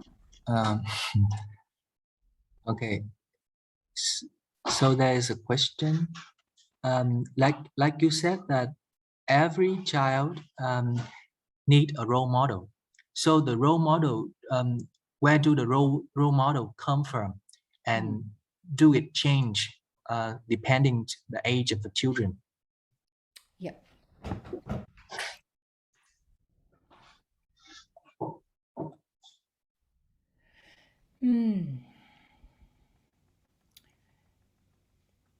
In an ideal world, the child's parents and teacher would be the primary role models. But sometimes life circumstances mean that somebody else from their environment will become their role model. Khi mà trẻ em còn nhỏ đó thì những người mà thân cận nhất, đặc biệt là ba mẹ đó, sẽ là hình mẫu. Nhưng mà đôi khi có những cái chuyện nó diễn ra ở trong cuộc sống khiến cho một vài người khác lại là hình mẫu của đứa trẻ. So, for instance, when I've noticed that when children, in general, when children they leave their primary, their grade school years, and they're reaching puberty, they will look for a role model that is less like a parent and more like somebody a little bit older than them that they respect and who has qualities of leadership and skills that they look up to.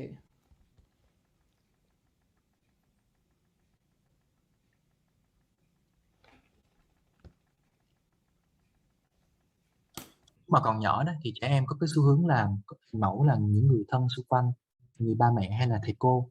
Nhưng mà tôi để ý rằng là đến khoảng tuổi trưởng thành là khoảng 14 tuổi dậy thì trẻ bắt đầu là không có muốn xem ba mẹ là hình mẫu nữa, hay là thầy cô là hình mẫu nữa, mà thường là mong muốn xem những cái anh chị lớn hơn mình một vài tuổi thôi, lớn hơn một tí thôi, mà ít giống ba mẹ mình hơn, và những người này là được kính trọng.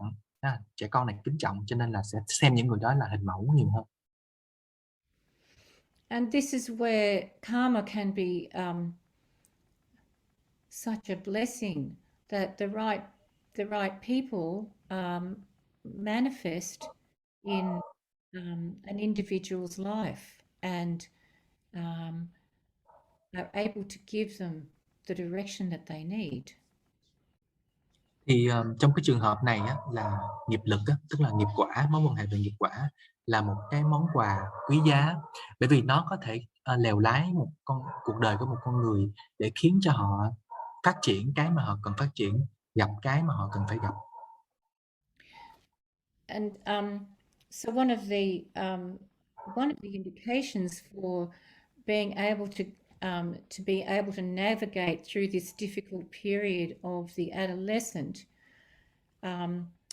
is to be able to have a strong interest in something in the outer world, and often this takes the form of a skill, like a musical skill, or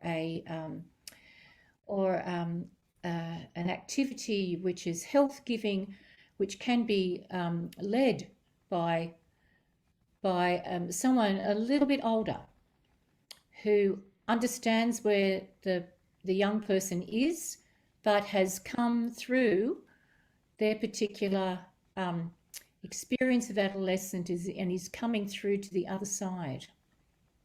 Thì trong cái quá trình phát triển lớn lên khó khăn này của đứa trẻ ở trong tuổi dậy thì thì đứa trẻ sẽ rất là giúp ích nếu như cái đứa trẻ này có một cái sự hứng thú đến một kỹ năng nào đó ở bên ngoài, ví dụ như là âm nhạc hay là chơi nhạc cụ, hay là một cái kỹ năng nào đó mà kỹ năng này được hướng dẫn và được dẫn dắt bởi một cái người anh chị nào đó lớn tuổi hơn, cái người mà không quá lớn tuổi để mà không hiểu được cái đứa trẻ này đang trải qua cái gì, nhưng mà đủ lớn hơn để vượt qua cái mà cái đứa trẻ này đang chật vật, thì cái đó rất là tốt. I don't think we ever stop looking for role models, even in our own lives. We learn from our teachers, and we're continually learning socially, aren't we? Nghĩ rằng là chúng ta không bao giờ mà dừng lại cái việc học hỏi, nhìn những cái người đi trước mình để học hỏi, đúng không? Ngay cả khi chúng ta là những người lớn rồi, là giáo viên hay là phụ huynh rồi. Yes, I hope that answers the question. Hy vọng là cái này trả lời rồi ha. Bây giờ mỗi một người nhắn cho mình một câu khác nhau, mình không biết chọn câu nào. So how we can support each temperament? How can we support each temperament? Well, when we looked at our first diagram, we looked at well, hang on, I'll just have it in front of me.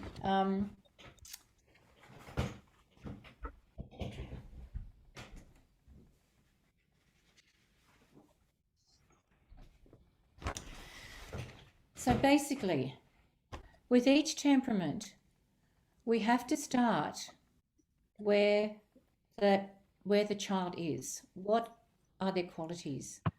So if they're melancholic, we have to go into their melancholia and understand that this is born of depth, and that in time this melancholic disposition will develop into something which is truly noble and compassionate. Thì chúng ta phải bắt đầu bằng việc rằng là đi từ đứa trẻ này, chính đứa trẻ này, cái phẩm chất của đứa trẻ này là cái gì. Ví dụ như là mình làm việc với một trẻ tính đất đi, thì chúng ta phải nhập tâm vào, chúng ta phải đặt mình ở trong cái tính đất đó, và chúng ta phải hiểu rằng cái sự sâu sắc của đứa trẻ này, cái sự mà nhạy cảm của đứa trẻ này, rồi sau này sẽ phát triển lên thành một cái quý giá. Cái quý giá là một lòng trắc ẩn và thấu hiểu cho người khác.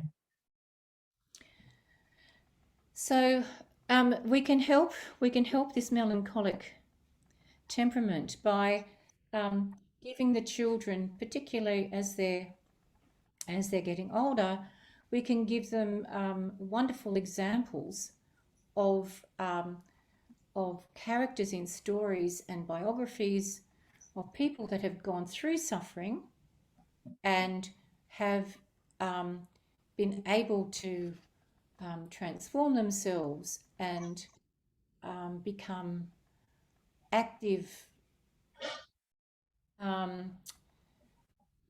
actively initiating things that need to change in the world in terms of human suffering. So there's many stories that can help with this. Thì để giúp đỡ một đứa trẻ tính đất, chúng ta có thể thông qua câu chuyện, kể những câu chuyện mà, hoặc là học về, nếu mà lớn hơn thì học về cái cuộc đời của một số con người khác nhau, mà những nhân vật này đã có những cái khó khăn, những cái khổ đau ở trong cuộc đời và đã vượt qua đó. Và sau khi đã vượt qua đó rồi, những nhân vật này dám dấn thân, dám chủ động, dám làm việc để khiến cho cuộc sống này, nhân loại này được tốt đẹp hơn và thoát khỏi khổ đau. Thì có rất là nhiều câu chuyện như vậy ha. So in relation to the arts, there are wonderful form drawings that one can do with to help the melancholic temperament, and all of these form drawings have a working with the inner light and the outer darkness, and making the inner light able to balance itself against the outer dark.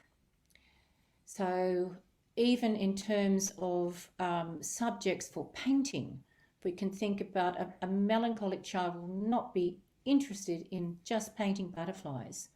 They will want to go into the, like the transformation of the caterpillar into the cocoon, and then the bursting out into the light. So that's what we're aware, that there's always this balance of light and dark, and the light being born from the dark.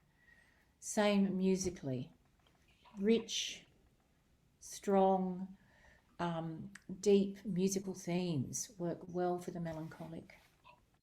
Thì nói về nghệ thuật á, ví dụ như là môn form drawing đi, thì đứa trẻ sẽ có rất là nhiều, có những cái bài tập form drawing, những cái bài tập vẽ hình dạng để nào nhằm giúp đỡ và hỗ trợ trẻ tính đất sao cho làm việc với cái thế giới nội tâm ở bên trong á, mang cái ánh sáng ở bên trong để mà đi ra bên ngoài, đối diện với cái thế giới tối tăm ở bên ngoài. Ví dụ như là vẽ tranh chẳng hạn đi, thì cái đứa trẻ tính đất sẽ không có thích là chỉ vẽ con bướm thôi, chỉ vẽ một con bướm thôi, mà trẻ tính đất sẽ muốn vẽ một hình ảnh một con sâu bướm nhốt mình vào, phải rất là khó chịu, nhốt mình vào trong một cái kén nhộng, rồi từ đó nở ra, bung ra thành một con bướm xinh đẹp. Rất là quan trọng cái quá trình mà từ mang cái ánh sáng bên trong đi ra bên ngoài. Hoặc là âm nhạc thì những cái ca khúc mà sâu sắc rồi gọi là có tính triết lý thì rất là phù hợp cho đứa trẻ tính đất. We don't have much time, so I'll just go through each of the elements in relation to this, and this will have to be the last question.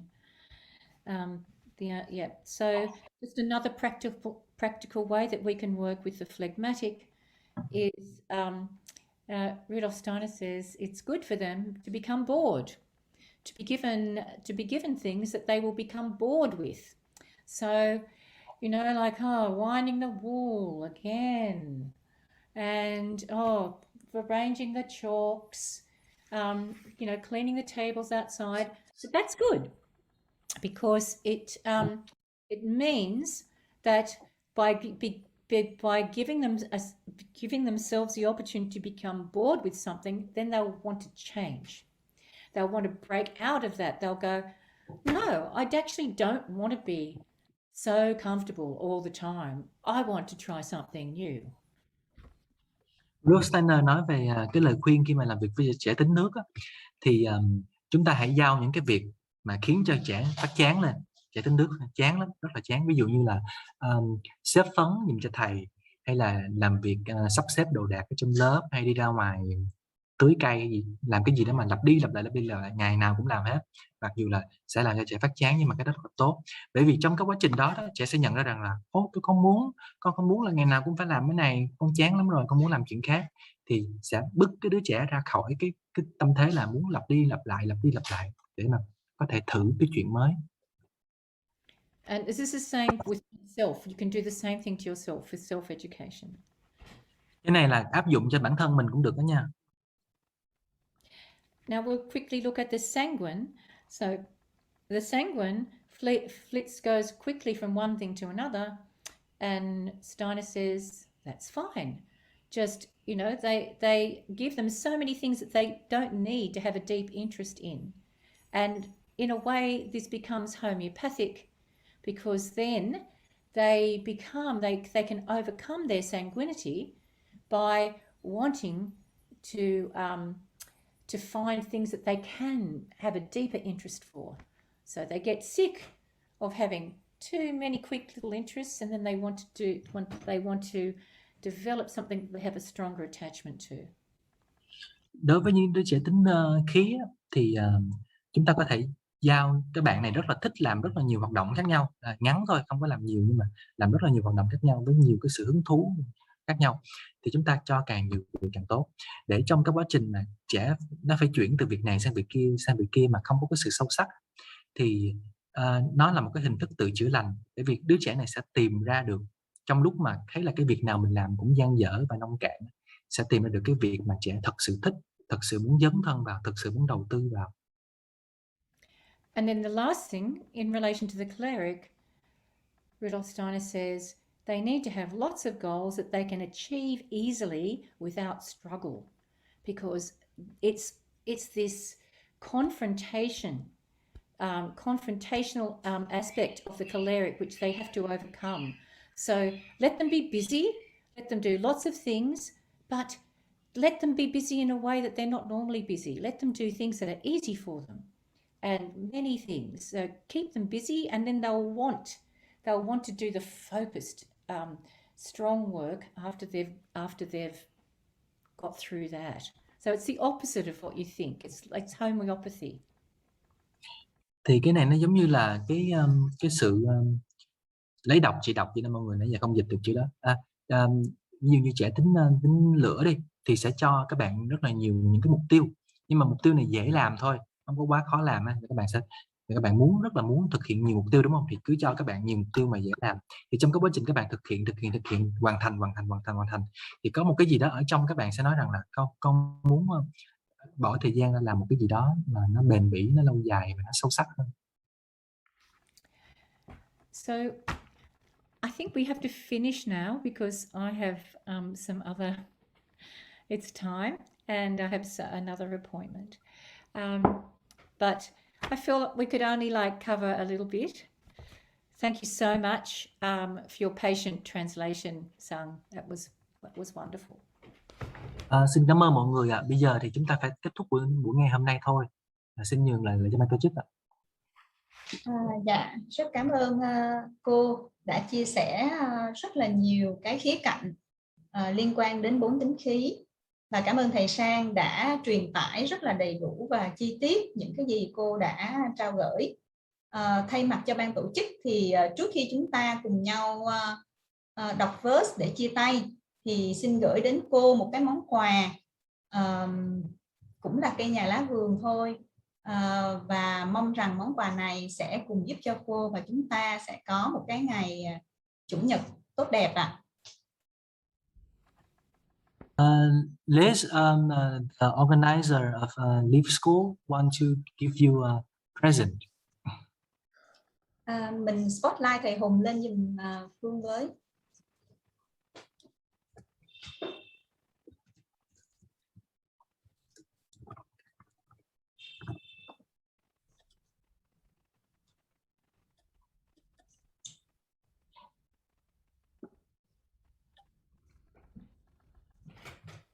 Rồi thầy Hùng unmute.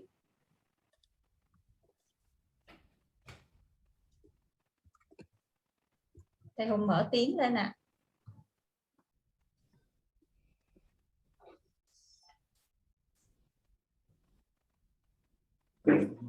Okay.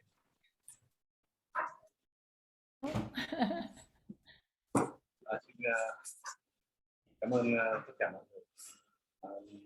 Xin gửi tới clip các thầy cô và các bậc phụ huynh rất là quen thuộc.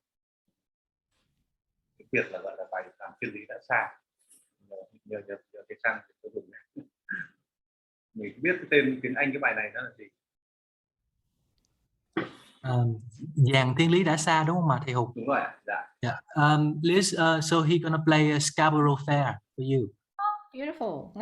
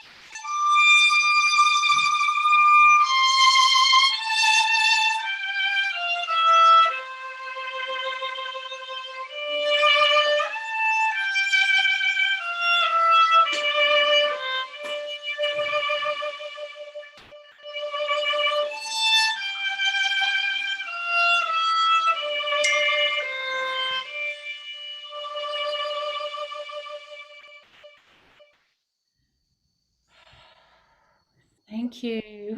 Cảm ơn thầy Sang rất nhiều. Và trước khi chúng ta sẽ cùng nhau ngồi thật đẹp đọc verse thì Trường Lá cũng rất muốn nghe đôi lời chia sẻ của cô Thanh nè, đại diện của Hiệp hội Giáo dục Steiner Waldorf ở Việt Nam. Vì nhờ sự hỗ trợ của cô và của các thành viên hiệp hội mà chúng ta mới có được buổi hội thảo hôm nay. Dạ, con mời cô Thanh.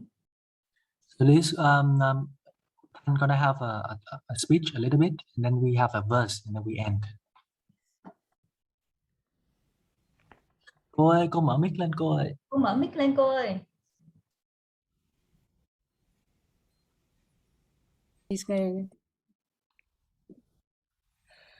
Cảm ơn cô Phương, cảm động quá, lại còn hỏi ý kiến cô làm gì. Nhưng mà trước nhất là cảm ơn cô Ly, nhưng mà cho những bài giảng thật là hay và hữu ích. Cô học được rất nhiều. Thế là cảm ơn ban tổ chức của Nam Phương và tất cả mọi người trường ban tổ chức của trường Lá đã tổ chức rất là hoàn hảo. Và thầy Sang dịch rất là thông thạo, đầy đủ. Tôi rất là vui mừng và cảm động thấy mà nhiều người chất khắp trong nước Việt Nam và đủ các miền đã đến dự. Cảm ơn trường Lá nhiều. Con cảm ơn cô ạ. Dạ đúng là như cô nói thì cái buổi hội thảo hôm nay của chúng ta đã đón nhận rất là nhiều giáo viên và phụ huynh đến từ rất là nhiều vùng miền của Việt Nam, từ Bắc, từ Trung, từ Nam đều có hết. Và chúng ta đã có được một cái buổi chủ nhật chia sẻ với nhau rất là thú vị. Thì bây giờ cũng đã đến lúc chúng ta sẽ phải tạm thời nói lời chia tay. Và trước khi chúng ta chia tay thì chúng ta sẽ cùng với nhau ngồi thật là đẹp, cùng để cho chúng ta được lắng động và cùng nghe cô Ly đọc verse. Lỗi cô Nam Phương á, cho cô nói một lời nữa chứ cô Ly. Dạ Tại vâng. vì thầy Khang không dịch dùm cô những lời cô cảm ơn cô Ly. Con có chat qua cho cô Ly rồi. Okay, thank you Ly. Lovely seeing you and hearing you. Thank you. Lovely to see you.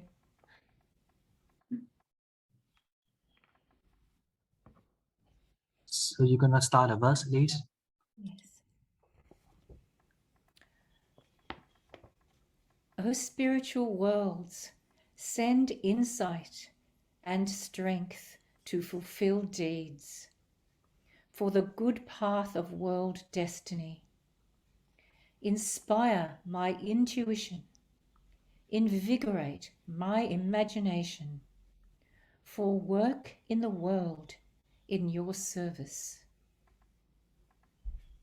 Ôi thế giới thiên thần, hãy ban cho tôi khả năng thấu hiểu và sức mạnh để hoàn thành công việc, để phục vụ con đường tốt đẹp của định mệnh thế giới.